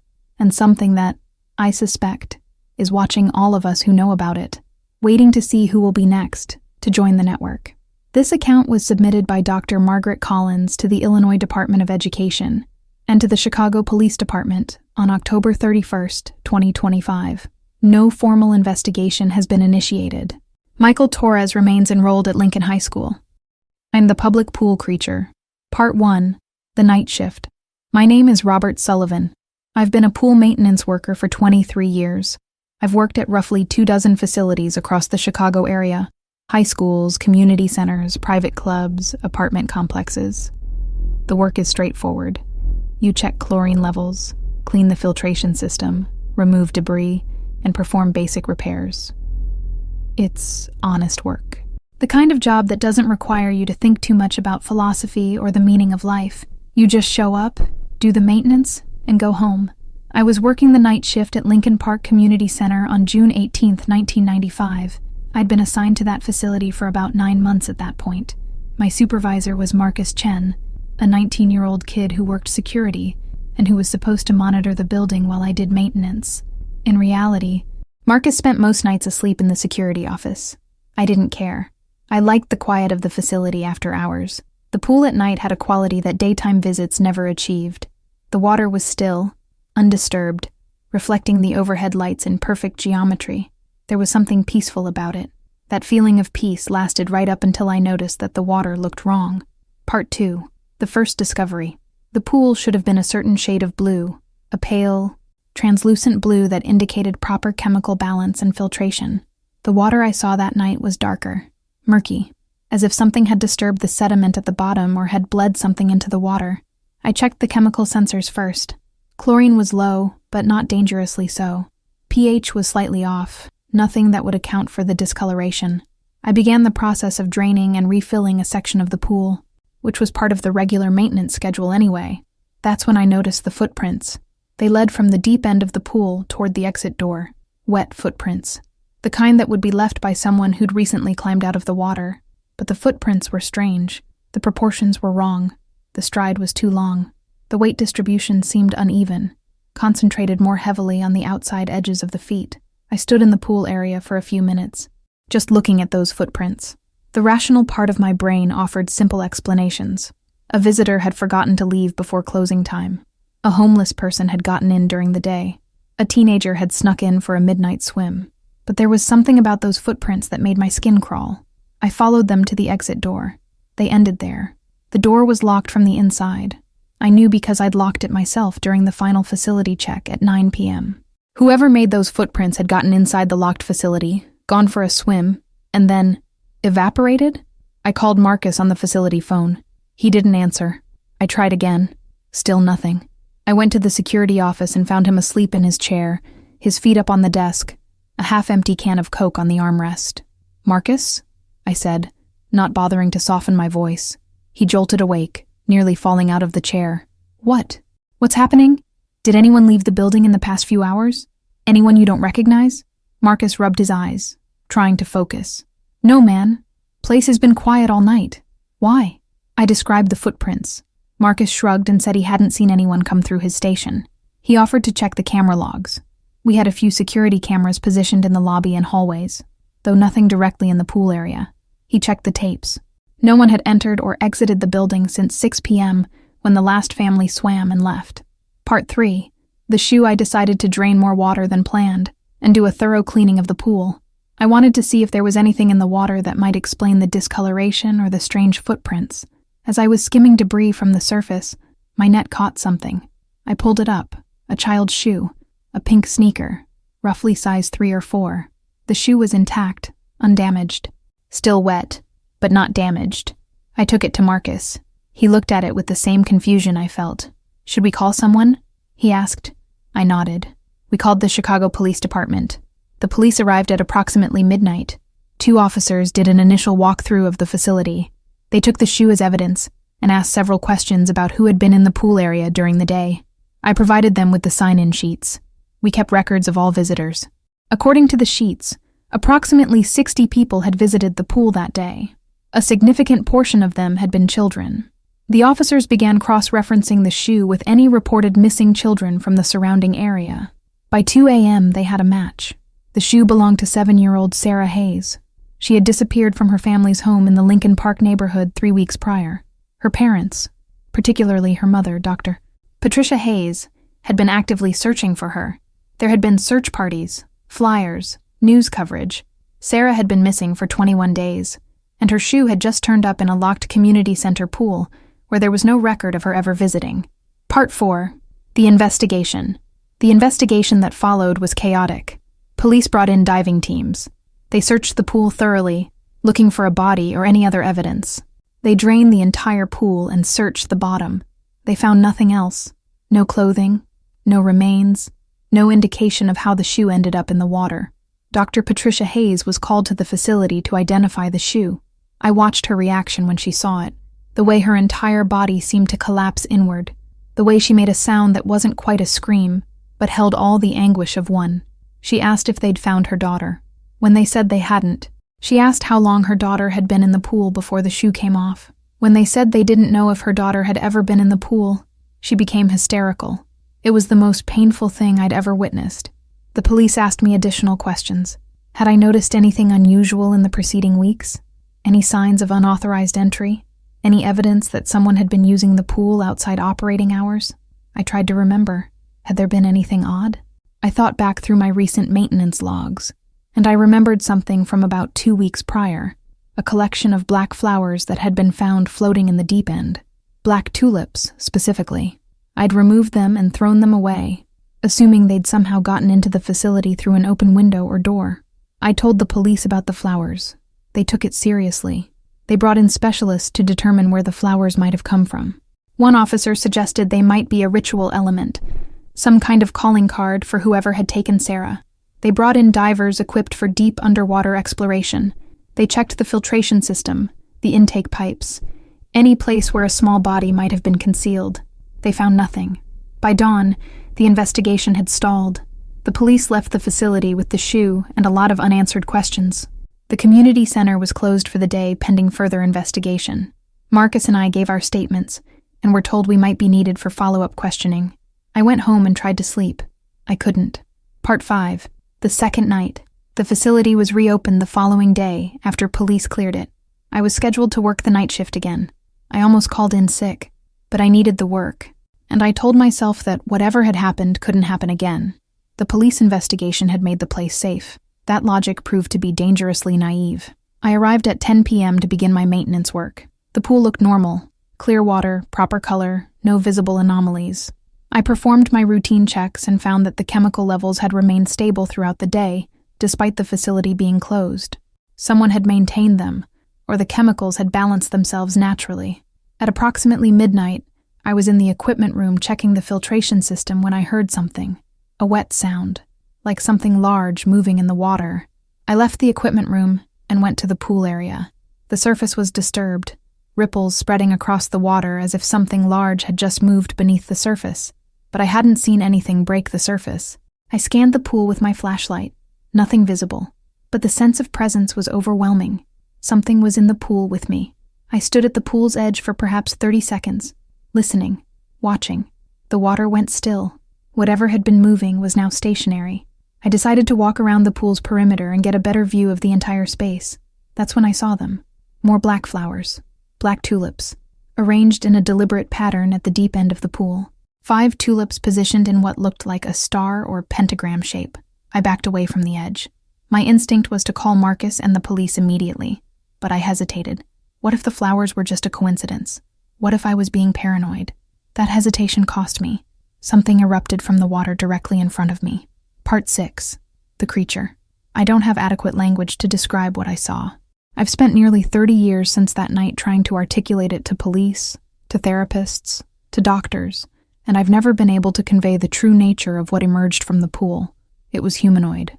That was the closest I could come to a description. It had a torso, 2 arms, 2 legs. The general configuration was roughly human, but everything else was wrong. The proportions were off, the limbs too long, the joints articulated in places where human joints didn't bend. The skin was pale, almost translucent, with a faint luminescence that made it visible even in the darkness. But it wasn't skin exactly. It was more like a membrane. Underneath, I could see structures, bones, or something like bones, organs, or something like organs. The face was the worst part. It had eyes, multiple eyes, arranged in a pattern that didn't correspond to human facial anatomy. The eyes didn't blink. They didn't seem to focus on me in any conventional way, but I was absolutely certain that it could perceive me. It opened what might have been a mouth, and I heard a sound. Not speech, not in any conventional sense. It was a sound that seemed to exist in multiple frequencies simultaneously, high-pitched and low-pitched at the same time. It made my teeth ache. I screamed. I know this because people told me they heard me, but I don't remember screaming consciously. I remember making a decision to run. The creature didn't immediately pursue. It seemed to be observing me, understanding me, learning from my reaction. That delay of a few seconds gave me a crucial advantage. I was able to bolt toward the exit before it moved. I ran for the door that led to the hallway. Behind me, I could hear it, not moving quickly, but moving with purpose. Moving like something that knew it would eventually catch up to me regardless of how fast I ran. Part 7. The chase. The facility's layout became crucial to my survival. The main pool area connected to a hallway that led to the changing rooms, shower area, and equipment room. I ran through the hallway without a clear destination, just trying to put distance between myself and the thing pursuing me. I could hear it behind me, the wet sound of its movement, the splash of water trailing behind it. It was faster than I'd expected, covering ground with an efficiency that suggested it understood the facility's layout, despite this being its first visit. I reached the equipment room and made a split-second decision. I knew the room's layout intimately. I'd been working in it for 9 months. I knew there was a maintenance tunnel that led to the underground mechanical systems of the facility. It was a cramped space, barely wide enough for a person to fit through, designed for accessing the air compression systems and water treatment equipment. I went through the access hatch. The tunnel was dark. I had to use my maintenance flashlight to navigate. The beam cut through absolute blackness, creating islands of visibility in an ocean of shadow. Behind me, I could hear the creature entering the equipment room.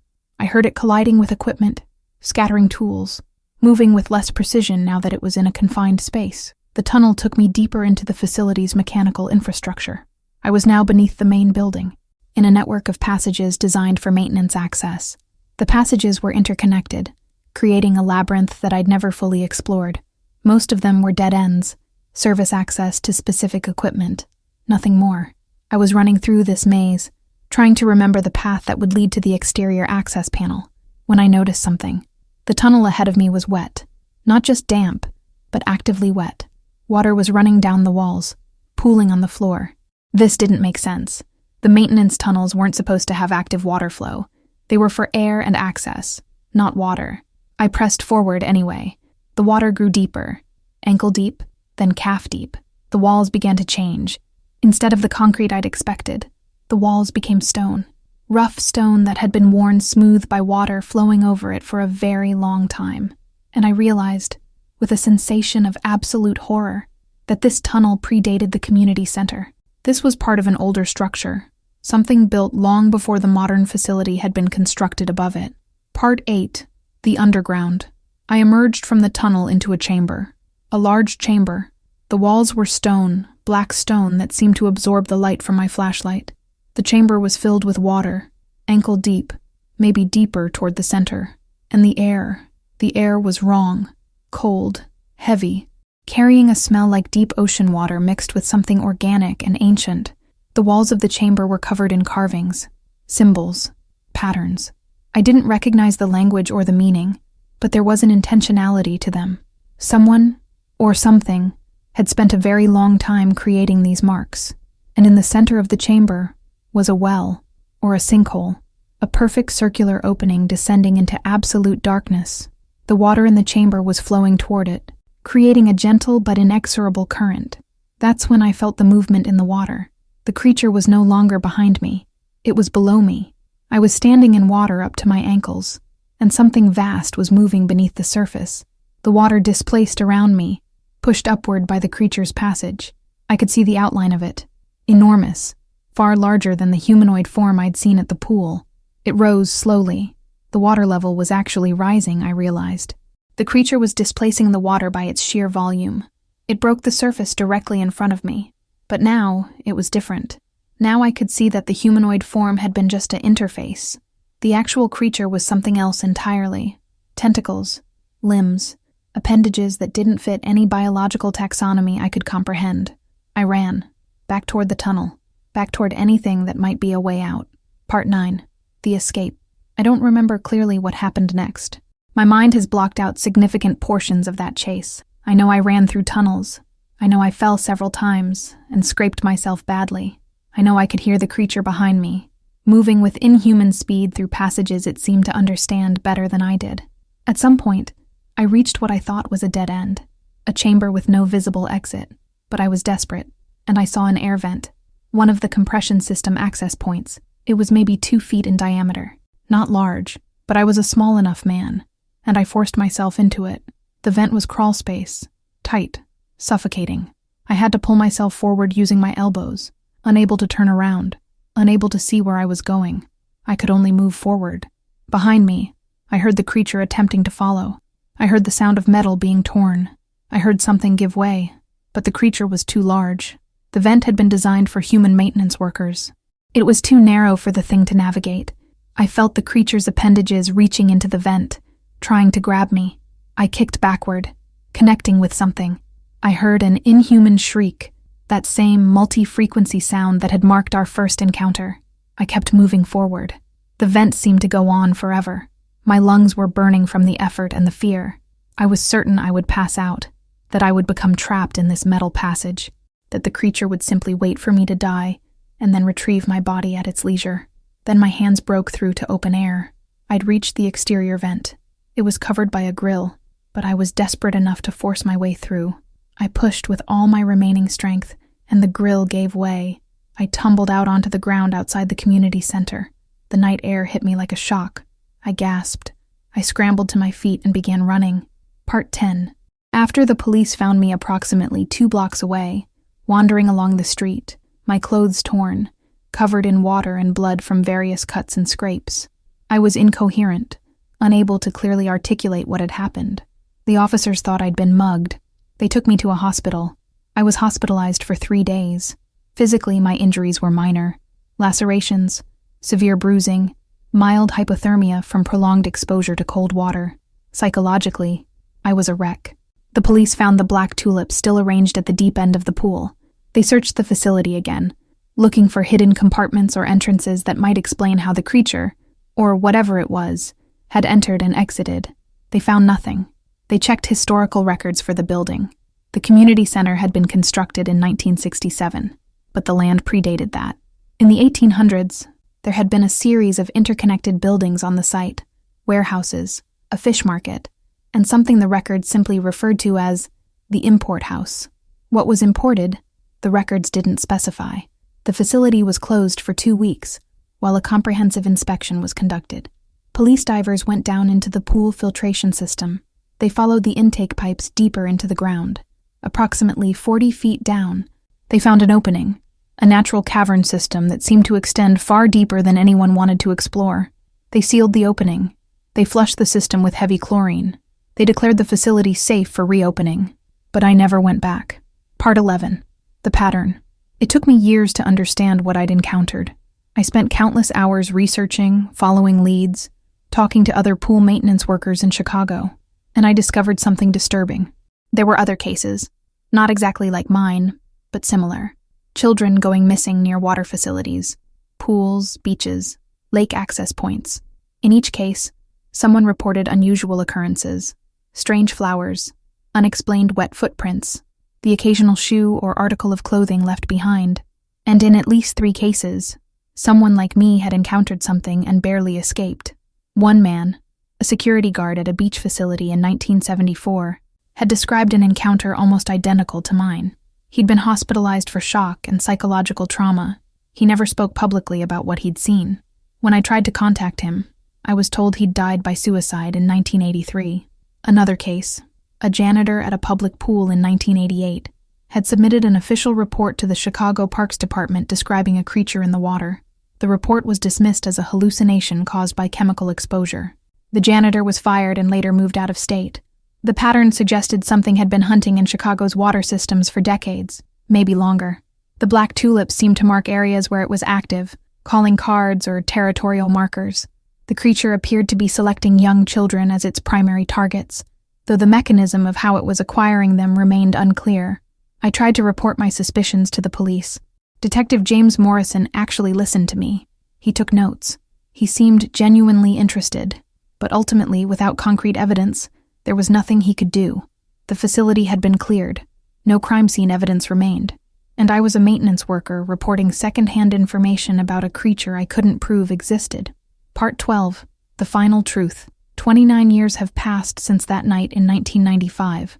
I've spent most of those years living in quiet dread, certain that the creature was still out there, still active, still hunting. In 2012, Chicago underwent a major renovation of its water treatment and distribution system. Part of that renovation involved exploring the cavern systems beneath the city. Teams of engineers and geologists descended into passages that hadn't been fully explored since the 1800s. What they found was remarkable. An entire underground ecosystem. Water flow patterns that suggested the caverns had been carefully engineered by human hands, or by something else. And in the deepest caverns, they found structures, buildings, architecture that predated any documented human settlement in Chicago. The discovery was kept largely quiet. Some information was released to academic journals, but the implications were staggering. Something had lived in those caverns for a very long time. Something that had learned to interface with human water systems. Something that had been hunting in those systems for as long as those systems had existed. Sarah Hayes was never found. Her case remains officially unsolved. Dr. Patricia Hayes died in 2003, An apparent suicide, though the circumstances were ambiguous. She'd been heavily medicated since her daughter's disappearance and had never recovered psychologically. I'm 65 years old now. I've spent most of my life knowing that something remains beneath Chicago, something that feeds on the city's children, something that marks its hunting grounds with black tulips.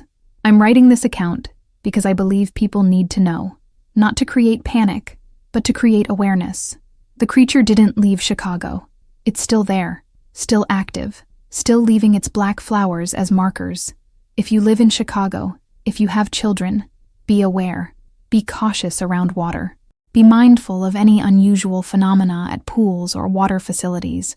And if you see black tulips, truly black tulips, darker than any flower should naturally grow, understand that something is marking that territory, something old, something hungry, something that will not stop hunting until there are no more children left to take. The night I escaped from the underground, I thought I was running away from something I'd never face again. I was wrong. It's still down there, and it's been patient. This testimony was submitted to the Chicago Police Department Cold Case Division on October 31, 2025. Robert Sullivan remains available for interview or consultation regarding this matter.